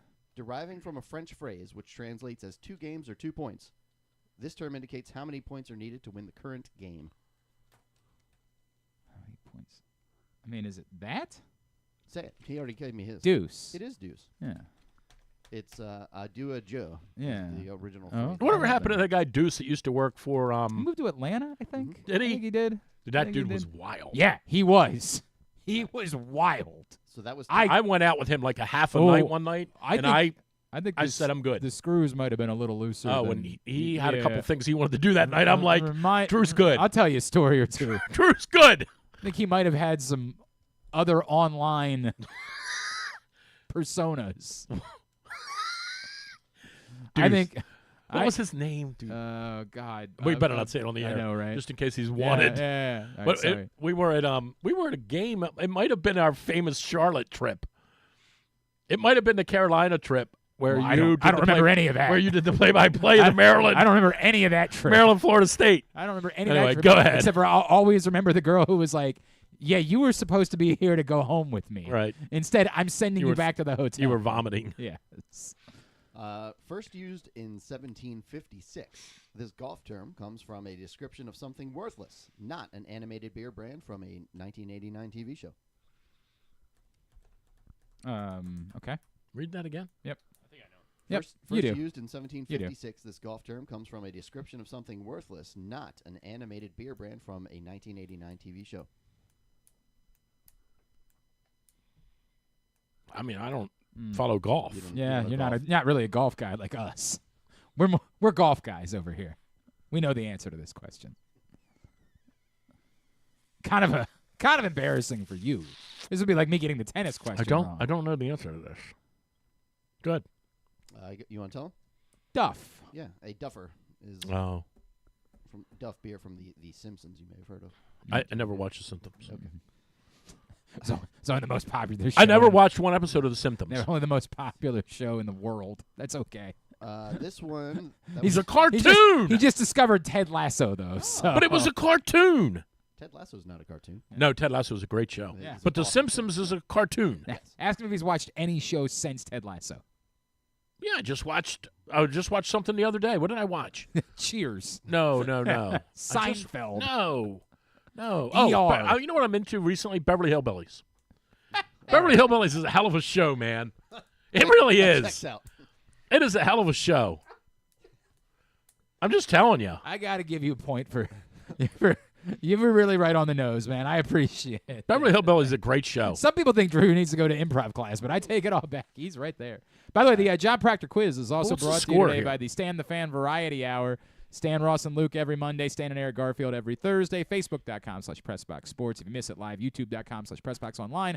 PressBoxOnline.com/video. 238 to 98 at the moment. Still a few more of Oh, these here. boy. You're getting drubbed. There is speculation that the baseball terms, baseball picked up the terms on deck and in the hole from Sex? what? Yeah, you can answer whatever you want. Where did they get those terms? And I may give bonus points depending on how accurate you are. Okay. Well, I mean, I know the answer. Do you? Yeah. Oh, I don't. I do. Okay. All right. What do you say? Me? Yeah. Battleships. I said just the Navy. Okay. So I'm going to give you each the 20 points. It was from the Navy, but it was from aircraft carriers. Because if you're next to take off. Whoa. Okay. You tell me what you think. Yeah. This is the right answer. No, I mine. mean, it's not, but go ahead. Yeah. Yes, it is. If you're a pilot taking Yeah. off, you are on deck to take off, and if you are next after that, you are still in In the hole. Yeah, that makes sense. Yes. In the hold, Yeah. and it got you No. in the hole. But how does the Navy get involved in Because this? the Navy is the one where they have the ships. Yeah, I don't know if Yeah, you're not sure if aware you're the familiar. Navy has Yeah. the boats. Yes. Not sure Yeah. if This you're is familiar so with how that rigged. works. Air Force, You know Air what? Force, This they have- nothing's they're been in the air. Nothing's Right. been this rigged since the last election. They say the Army is typically on the ground, Yeah. right? The Navy they're the ones with the ships. Right. This is. Are you? Now I know how Trumpy felt. Yeah, there you go, right? They robbed that from him, didn't There they? we go. They robbed it from The name soccer originates from efforts to differentiate the sport from what other sport in the United Kingdom in the 1870s?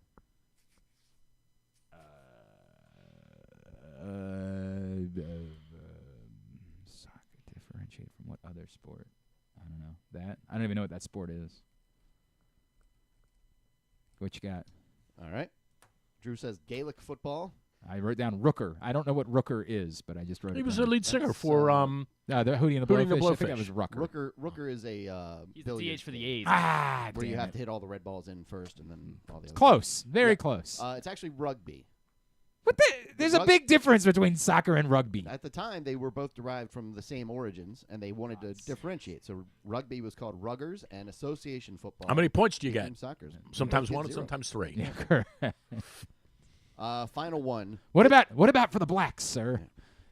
You asked me You about asked me about the temperature. No, I didn't. Yes, you did.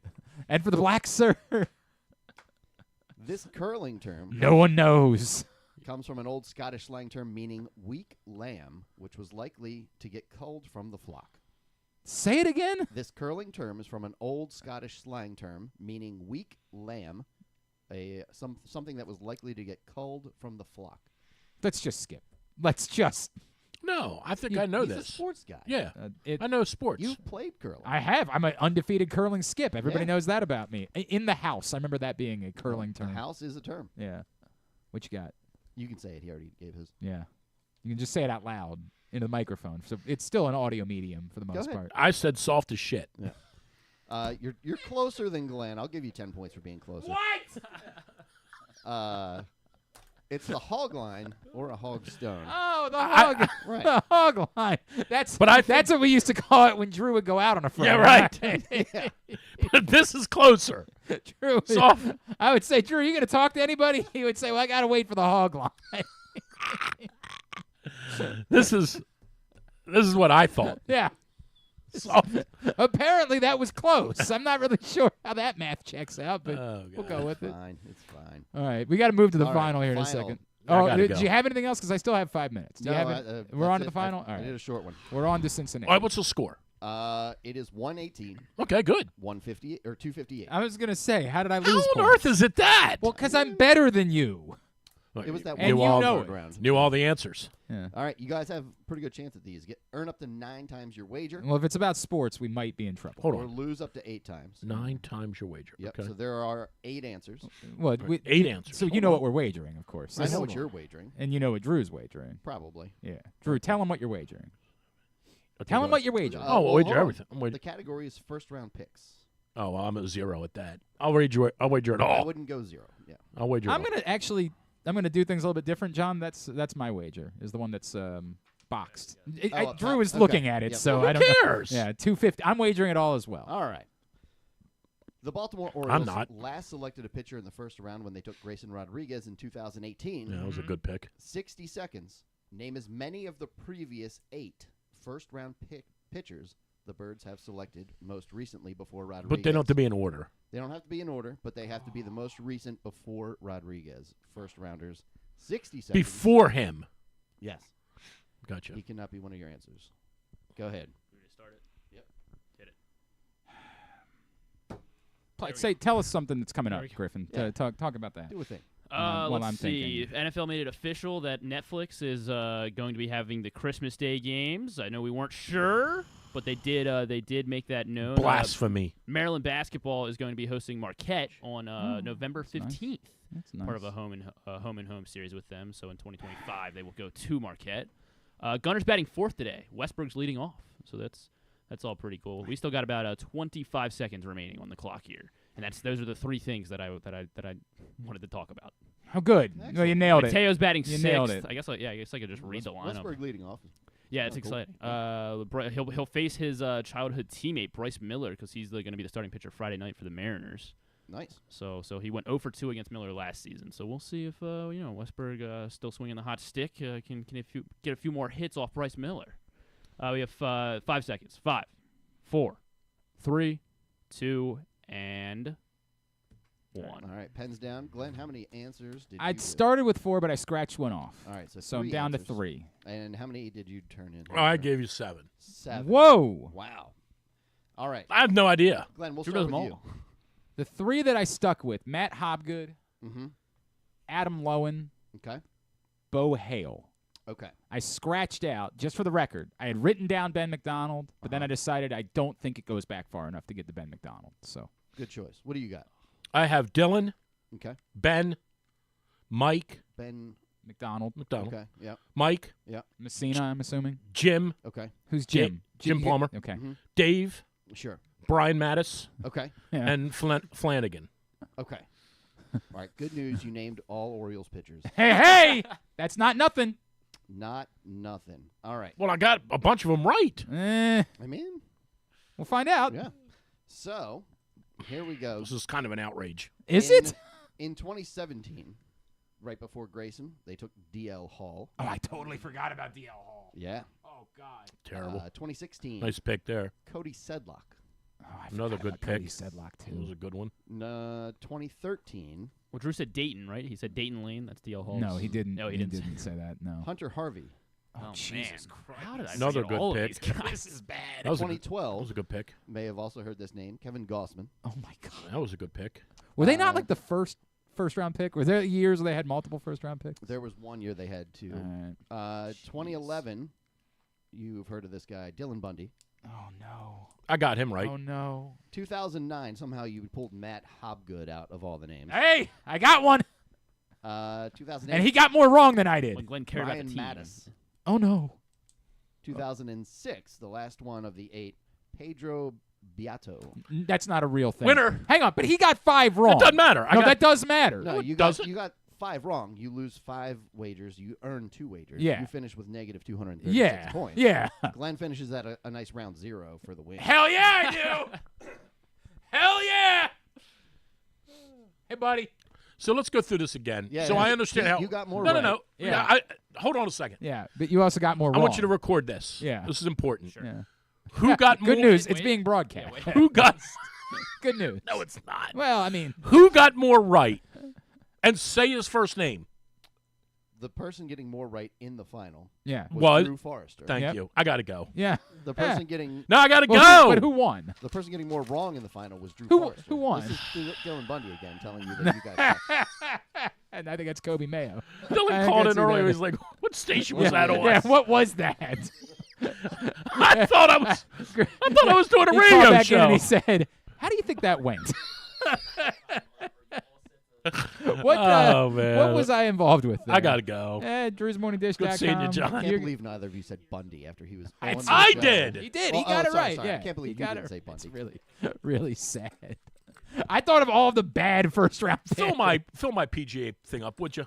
Yeah, get into Drew's PGA contest. I got 4 slots. I owe you $40. Yeah. See that? Venmo me. Look at that. 4 of Look at that. Good man right there. I love it. It's and remind me of the Venmo. What did he get? A raise or something? He's working. Or is it doing gambler? He's a traffic reporter. Are you now. with Did me you Sunday? not hear that? Are you with me on Sunday? No, I'm not with you. No, he can't do shows anymore. He's a traffic host. Gotcha. He's he's detoured. Maryland Well, Junior I play baseball Golf. on Sundays. Maryland Junior Golf on Venmo. Yeah. Send you Junior is the full word. not JR. Junior Golf. And how much? It's $10 an entry. $10 an entry. You get 3 golfers for the PGA Championship. Right. Split the money. And FCA half Golf the gets pot. half. Yeah. Get Coby Mayo to do it. I don't think I'm going to put Coby Mayo on the spot Just like that. put him I don't on the think I'm spot gonna and get him to do it. Ask him his It's pick. $10. All right. At It's a Hooded Fry on Twitter. Good seeing you, Proctor. DrewsMorningDish.com. See you next year. And 4 to 6 on Sunday during the PGA Championship. Yes. Fairways and Greens on 105.7 The Fan. All right. Now we make a trip down to Norfolk where this guy, all he does is continue to absolutely rip the cover off the ball. 13 home runs already this season. He's slashing 293, 361 on base percentage, 977 OPS. I hear that's good. It's a pleasure to welcome back into the program Coby Mayo, who's with us here on GCR. Coby, it's Glenn. It's good to chat with you as always, man. Thank you for taking the time for us this morning. Yeah, absolutely. How's it going, Glenn? Everything is good, dude. You got a pick for the PGA Championship by chance? I don't. Oh, I don't. Man, I was hoping that you would maybe help me make some money this week, and that's okay. That's okay. I'll figure it out myself. Hey, look, man, I don't know what else there is to say. You're really good. We all know that. A lot of times guys have big seasons. I ask them what's different. I'm going to say what's the same, right? Like, how have you managed to stay so unbelievably consistent from level to level throughout the course of your career? Yeah, I mean, that's probably the most important thing, just staying consistent with your routine, in the cage and with your defensive work and how your mindset is going into the box and, really getting a good plan when you go into the box and sticking to it. And, trying to do damage on the pitches that are in your zone and kind of like not missing them. And that's like, obviously the most important thing is when you get your pitch, not to miss it. And, the work I've put in, I feel like I've put myself in a good position to have success when, I get great pitches to hit in the zone. Yeah, that's being proven. That's a fact. What's the highest exit velocity you've ever recorded? This year, actually, 114.9 double into left center.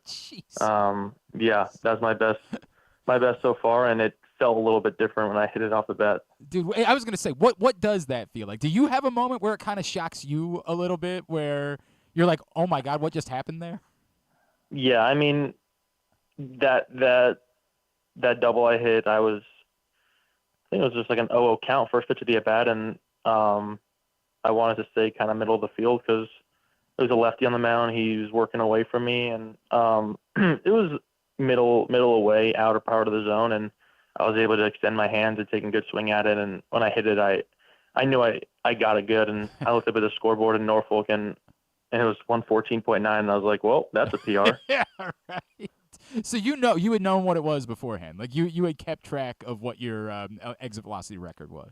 Yeah, I mean, the Orioles do a good job of kind of like giving you all that data to like, you know, you can see all that pretty much every at bat during the game and after the game and just pretty much everything. So I have a pretty good idea, and I'm somebody who obviously needs to have higher exit velos. So, you know, I like to look at that stuff. I know you hit a 425-footer the other day. Is that the longest, or is there one that you're like, wait till you hear that I actually went 481?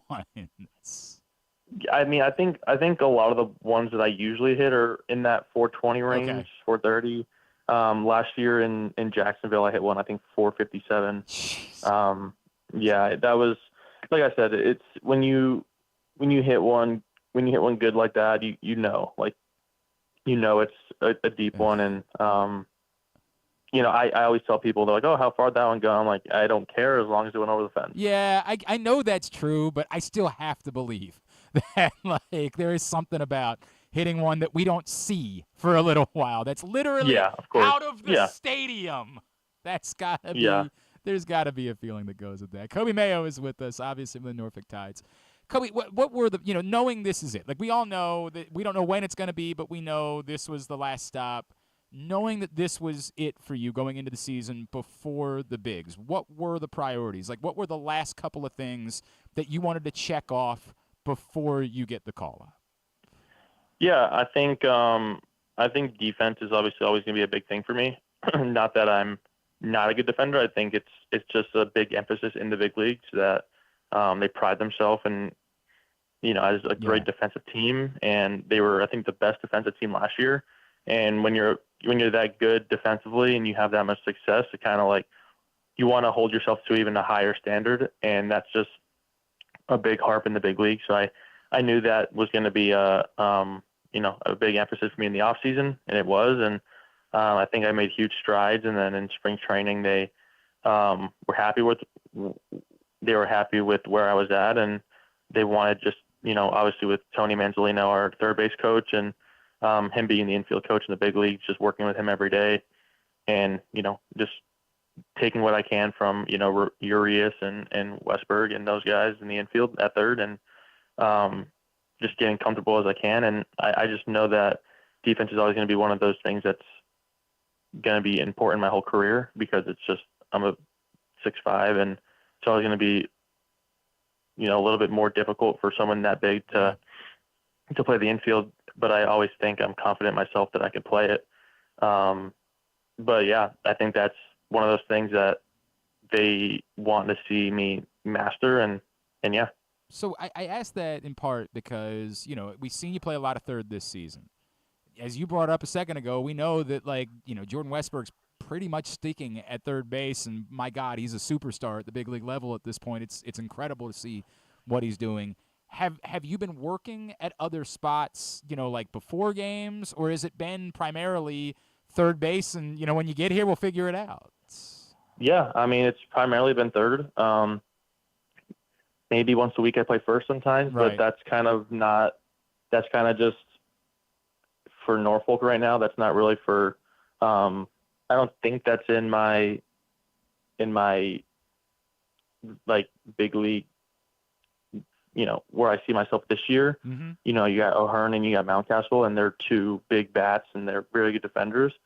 And yeah, I mean, maybe down the road, but I think for right now it's been primarily third, and yeah. So, it's funny because when you list off all these names, right, it feels like the same thing we've talked about with everybody. I don't want you to have to be in this spot. We all know that you're ready, right? Like, you're ready. We see it. We just all see the numbers. How do you handle that? Like, hey, when is it going to be my opportunity? When is it going to be my turn? And knowing, we list all these names of guys that are performing at the major league level that, it's not obvious. Like, hey, now's the time that you got to get up because we got to have you be there.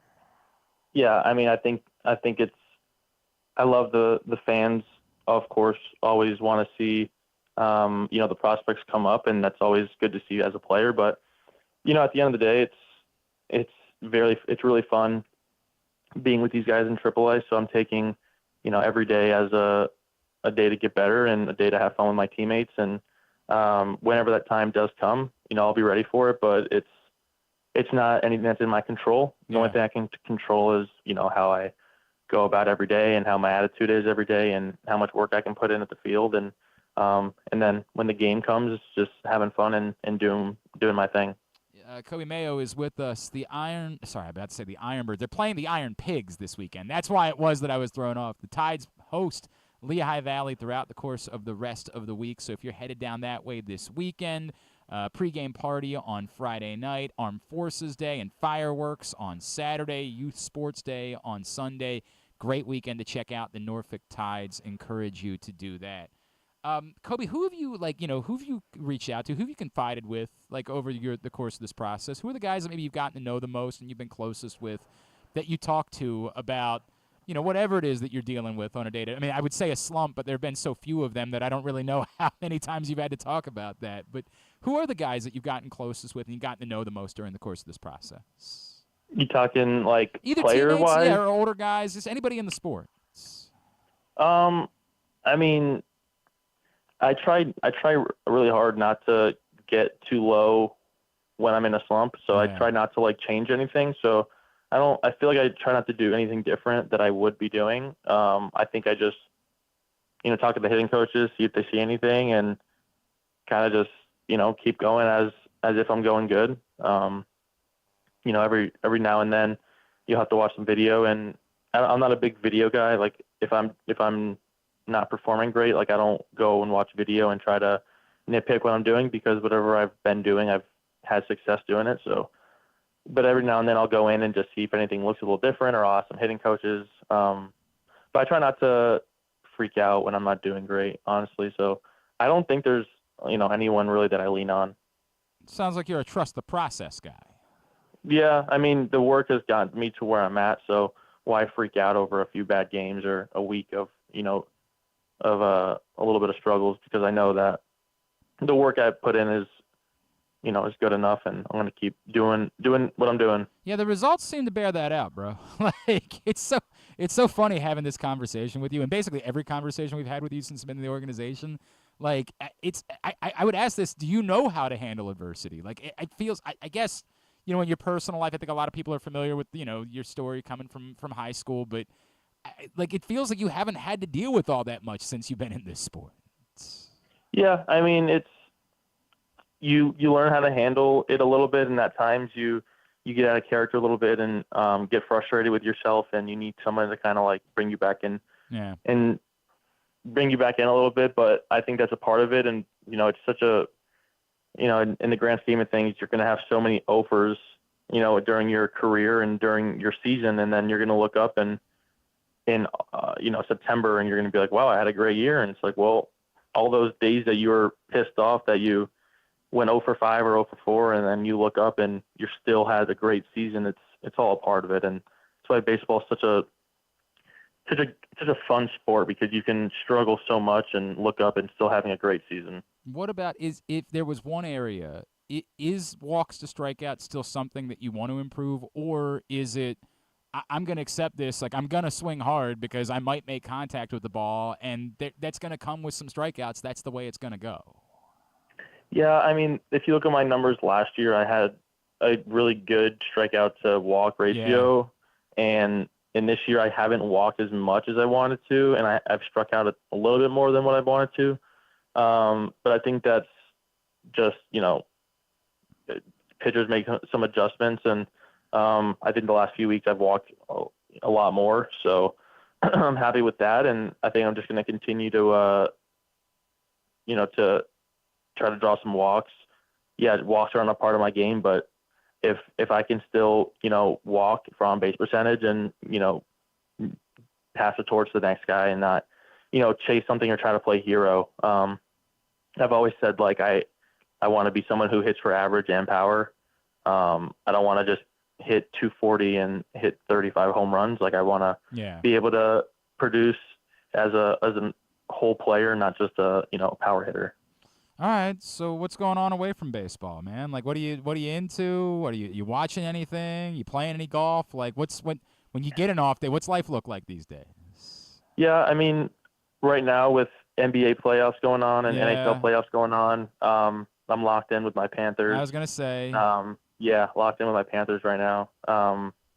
The Heat, Jimmy Butler not being out and playing the Celtics in the first round wasn't ideal, but I've seen the Heat be good for so many years. But watching some YouTube golf, like listen to music and just kind of chill on my off day, do some laundry, go to the store, kind of like recover, not do much.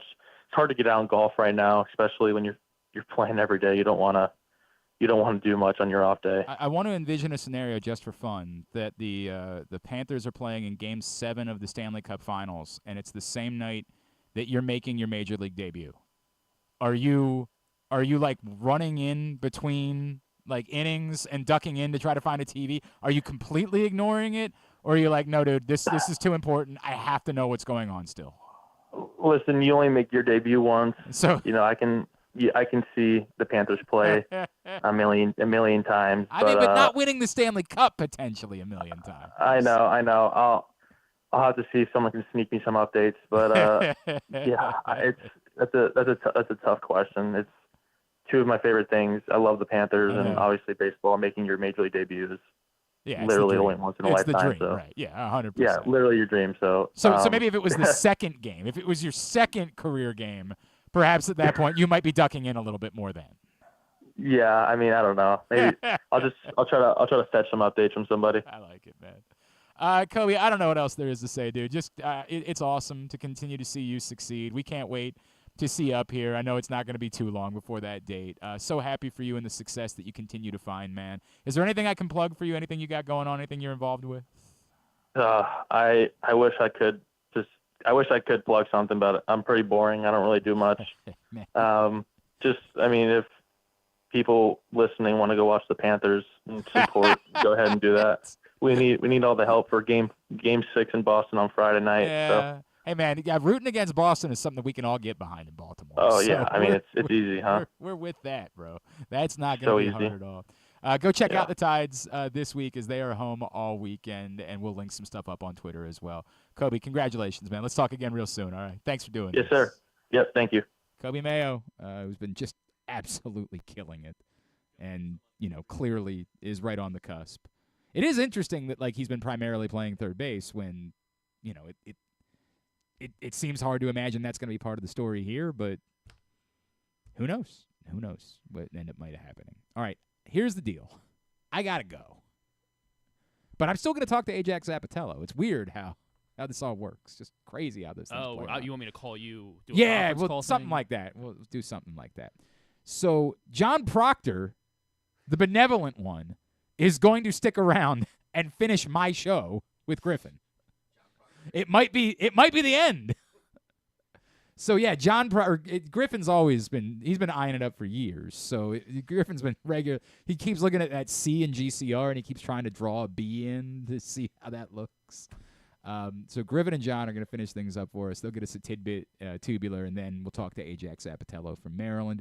Today's show has also been brought to you by Atman's Deli. Everything you love about the original Atman's Deli you can now find in Harbor Point at Atman's Deli there. I think Stan's about to tell you about it here in just 1 second. So Atman's Deli in Harbor Point. You can check it out there. And, of course, County Sports Zone, countysports.zone, all brought to you by your local Toyota dealer, buyatoyota.com. Tidbit and Tubular next. It's Glenn Clark Radio.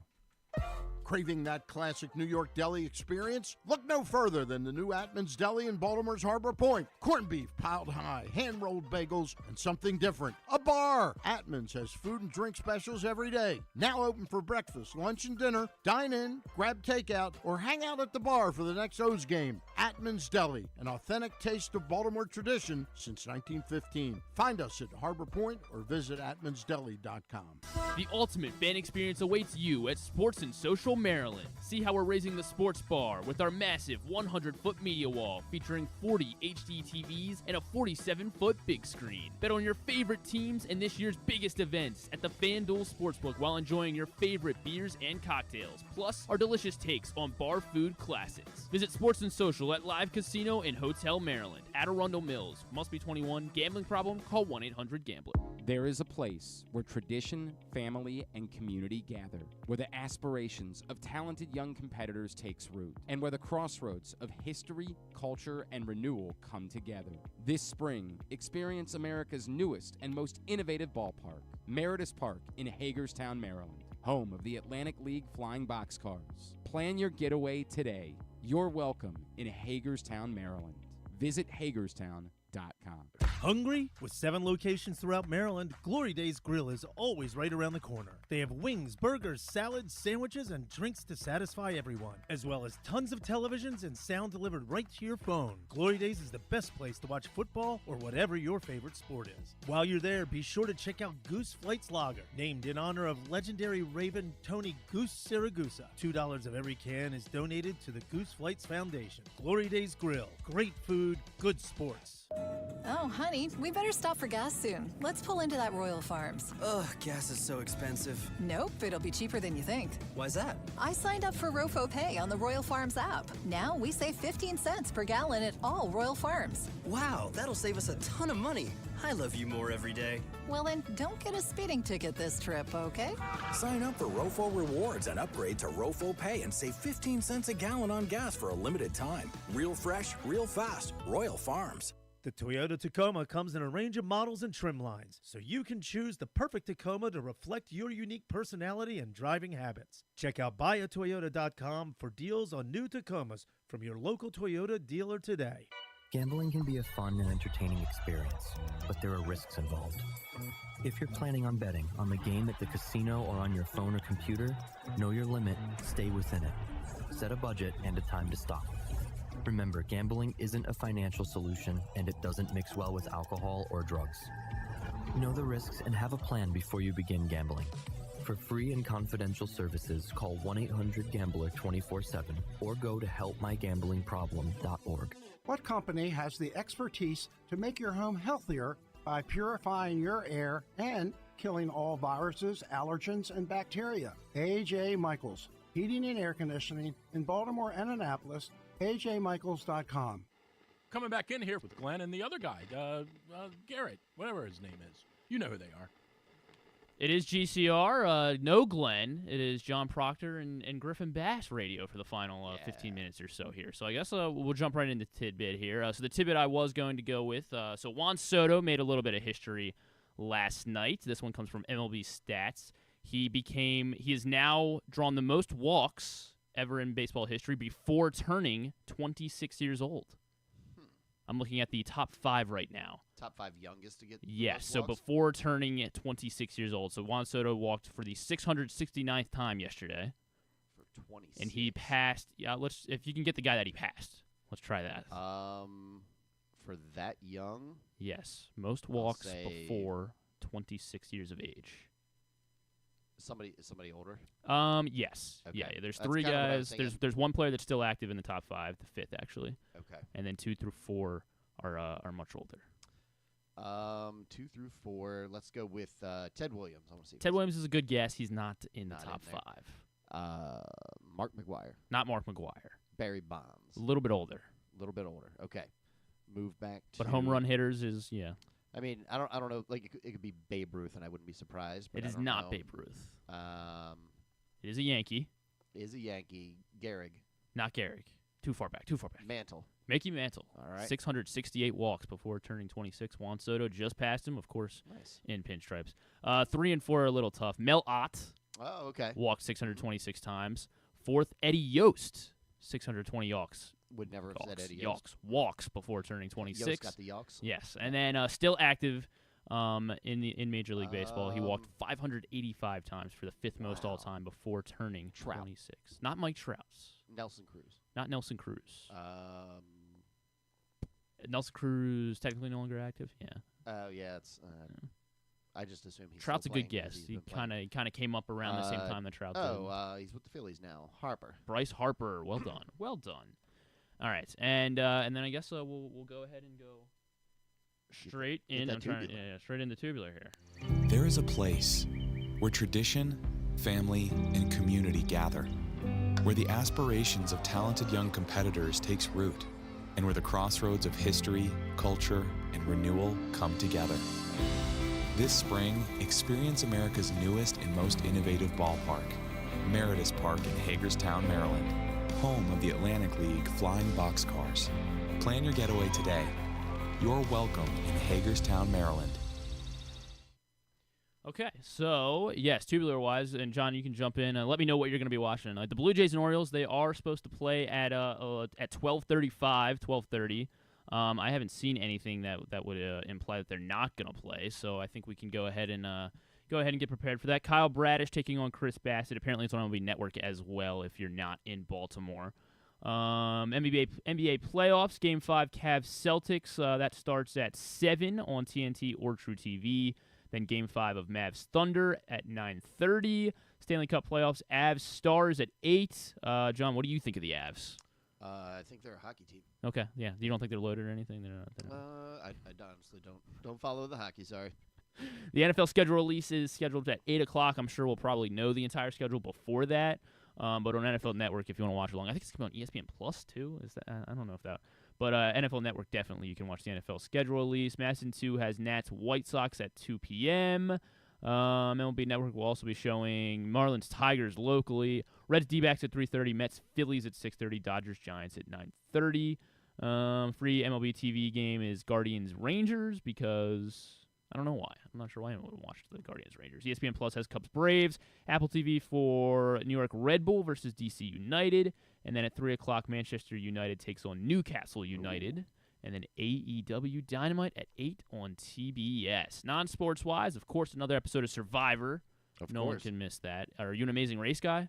I love the Amazing Race. Do you really? Yeah. Season 36 finale tonight at 9:30 following Survivor. Abbott, new episode of Abbott on ABC. Fallon will have Will Forte because of that show Bodkin. I don't know if you saw it. It looks kind of good. I don't know if I'll get around to it, but it's on Netflix. He's like a crime podcaster. He goes to Ireland to find a serial killer. All right. And that's Will Forte. Quinta Brunson and Bobby Moynihan on Seth Meyers. The season 1 finale of X-Men 97 on Disney Plus. Yeah, that one sounds excited. I didn't get into it, but I would. I'm not opposed to coming around to it. Yeah, I'm not opposed to coming around to it at some point.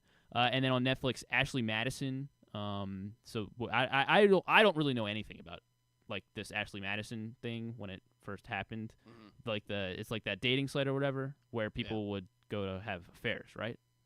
I think that's right. Okay, so Netflix is doing a documentary about that. It's called Ashley Madison, Sex, Lies, and Scandal. So it's about the day, and then essentially when it got hacked and a bunch of people's information got out there. But I don't really get it because are we supposed to feel bad for these people like that? They use their real info and now they were the homewreckers. So I don't know. Yeah, how that works. Kinda feels like karma taking care of itself there. Those are the highlights non-sports wise for Tubular. Excellent. Yeah. All right. Big thanks to everyone. Big thanks to John and Drew, of course. Big thanks to Glenn, as well as Dylan Bundy. Coby Mayo. Yes, Coby Mayo. Matt Collison from Johns Hopkins Lacrosse. Glenn's much better at this than me. We're about to hear from Ajax Zappitello, so big shout out to him as well. And of course, all our sponsors, of course, Pressbox Sports and Social. So the Toyota Tacoma and County Sports Zone, Atman's Deli, Royal Farms, Glory Days. Would you rather? Keep getting your Would you rather answers in. We have a gift card to give away. Guilford Hall Brewery, Problem Gambling. I believe that's everyone. Guilford Hall Brewing. I said Guilford Hall. AJ Michaels, Ed Block, and Hagerstown, Flying Boxcars, of course. Check them out at Meredith Park. So yeah, tomorrow Glenn and I will take a trip down to Bowie. What else were we doing? Oh, we're gonna talk to. There's a Syracuse lacrosse player. They beat Towson. I'll try to be nice to him on the phone, I guess. That's nice of you. But he's from Loyola. He went to Loyola Blakefield. So he plays for Syracuse. They play this weekend, and stuff and things. I'll fighting words with myself, of course. You have anything to plug, John? No, nothing. All right. Well, then, without further ado, actually, hold on, vamp for literally 5 seconds while I pull up the. Yeah. Just be excellent to each other. Coming up this Saturday up on Long Island. All right. So we are about to hear from the great Ajax Zappitello right now here on GCR as we wrap things up. Coming up this Saturday up on Long Island, NCAA tournament quarterfinal, Maryland taking on Duke. Joining us now, one of the top defensemen in the country. He is Maryland's Ajax Zappitello, and he's with us here on GCR. Ajax, it's Glenn in Baltimore. It's great to chat with you, man. Thank you for taking the time for us this morning. Of course. Thanks for having me. Hey, man, we'll go forward. We got to go back in order to go forward, right? That's the way that it works. Let's go back a little ways. Of course, you come from a natural lacrosse hotbed, right? Like, everybody knows that Oregon is that's where they breed lacrosse players. Can you give me your background, your history, how you came to the game, where your tenacity came from to become one of the most hellish defensemen everyone's going to see? Yeah, no, that's awesome that you say that. No, it's, obviously coming from the state of Oregon, specifically Portland, it's been definitely a unique experience, especially, having so many of my teammates come from such local areas like MIA schools and everything like that. Not too much of a story behind it. One of my best friends, Chop, who plays at Towson, his older brother, who used to play at Michigan, kind of introduced me to the sport and really got me hooked. And, their dad coached me growing up along with my dad, and everything like that. First generation lacrosse player for my family. It's been awesome. It's been really cool. I will say, kind of whenever I talk about this, it is a unique experience for me just because, I get to represent an entire state when I'm playing. Mm-hmm. It's such a tight-knit and very small community. Lacrosse is in general, but then when you look at just where I'm coming from, it's magnified even more to how small and tight-knit that lacrosse community really is. And it just speaks volume to everything that the great sport of lacrosse has done for me, and it's done for so many other kids. It's very cool seeing some of the other Oregon kids have great success at all the levels.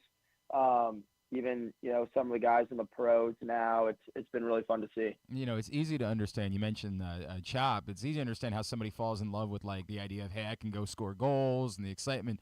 It's a different thing to fall in love with being someone who's just your job is to harass people, right? Where did that come from? Where did your passion for playing defense specifically come from?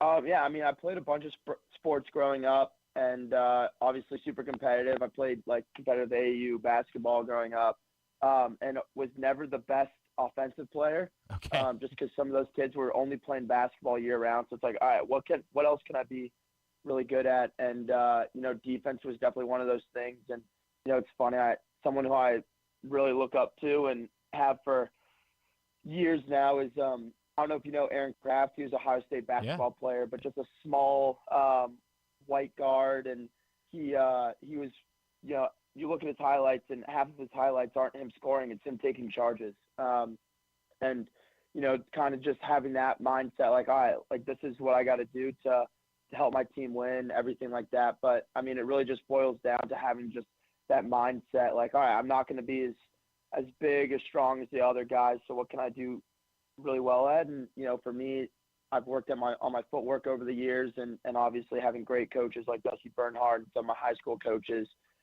it definitely helps a lot when you get that experience after a few years and you're able to kind of just really hone in on it and focus on it. And, at the same time, it's a team defense. Like all those guys, I think we got a chip on our shoulder for sure. We definitely got some guys who are with some hockey backgrounds, looking at Will Schaller specifically. It's a fun combination when you get a rough group down there that just loves physical contact and hitting people. He is Ajax Zappitello, the All-American from Maryland. He's with us here on GCR.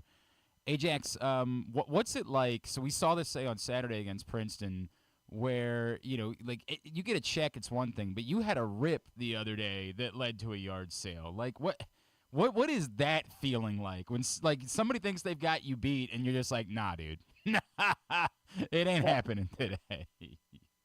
I mean, sometimes it's a little lucky.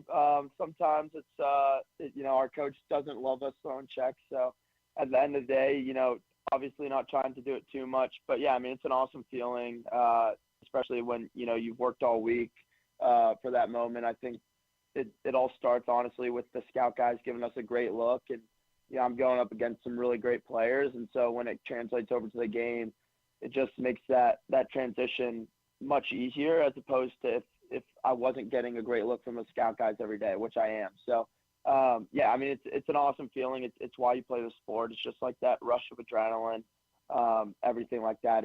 It's awesome. It's why you play.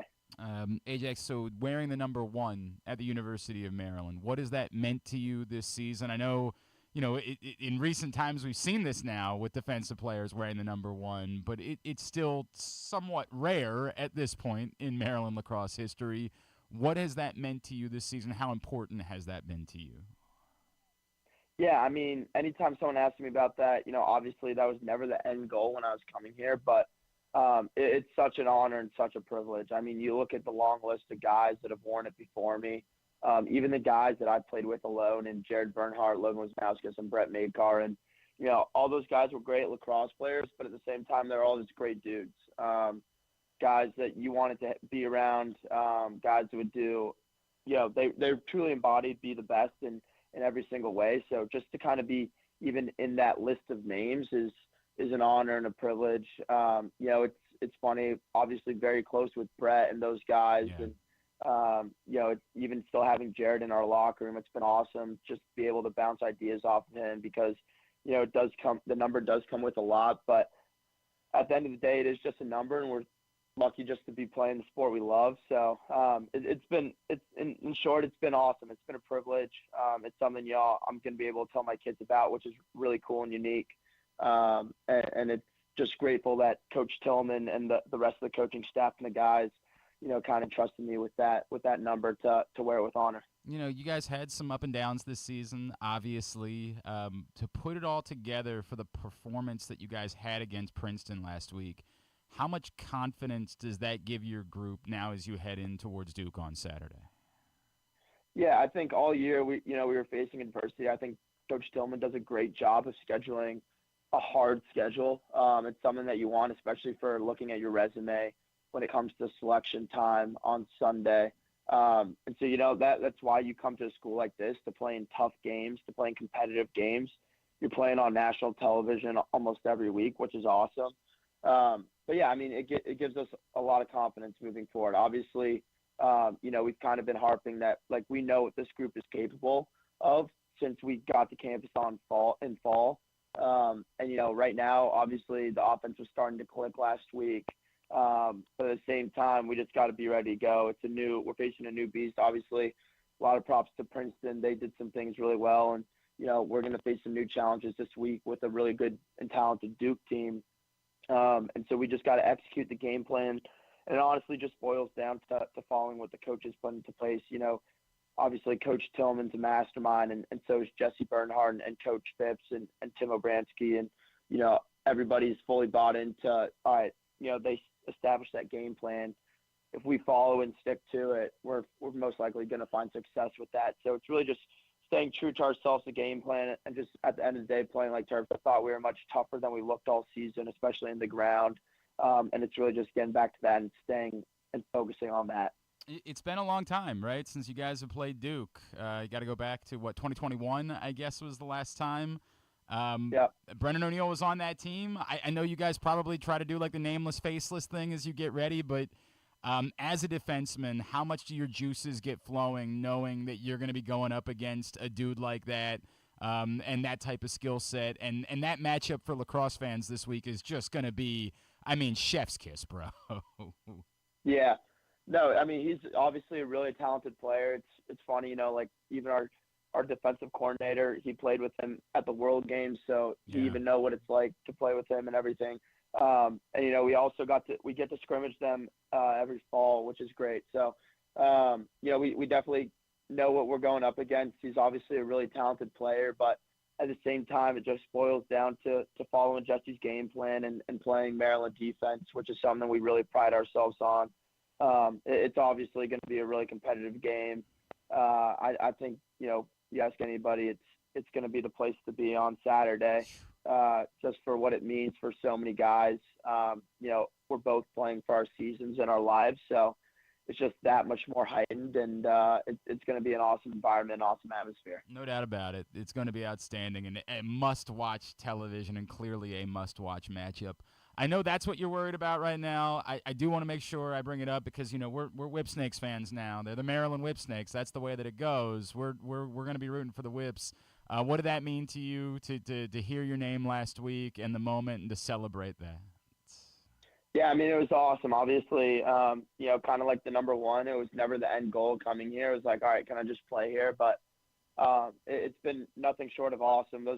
I have such a great support staff, from, you know, my parents to my teammates, the coaches, everyone around me. It's an awesome group to have supporting you and you know, lifting you up.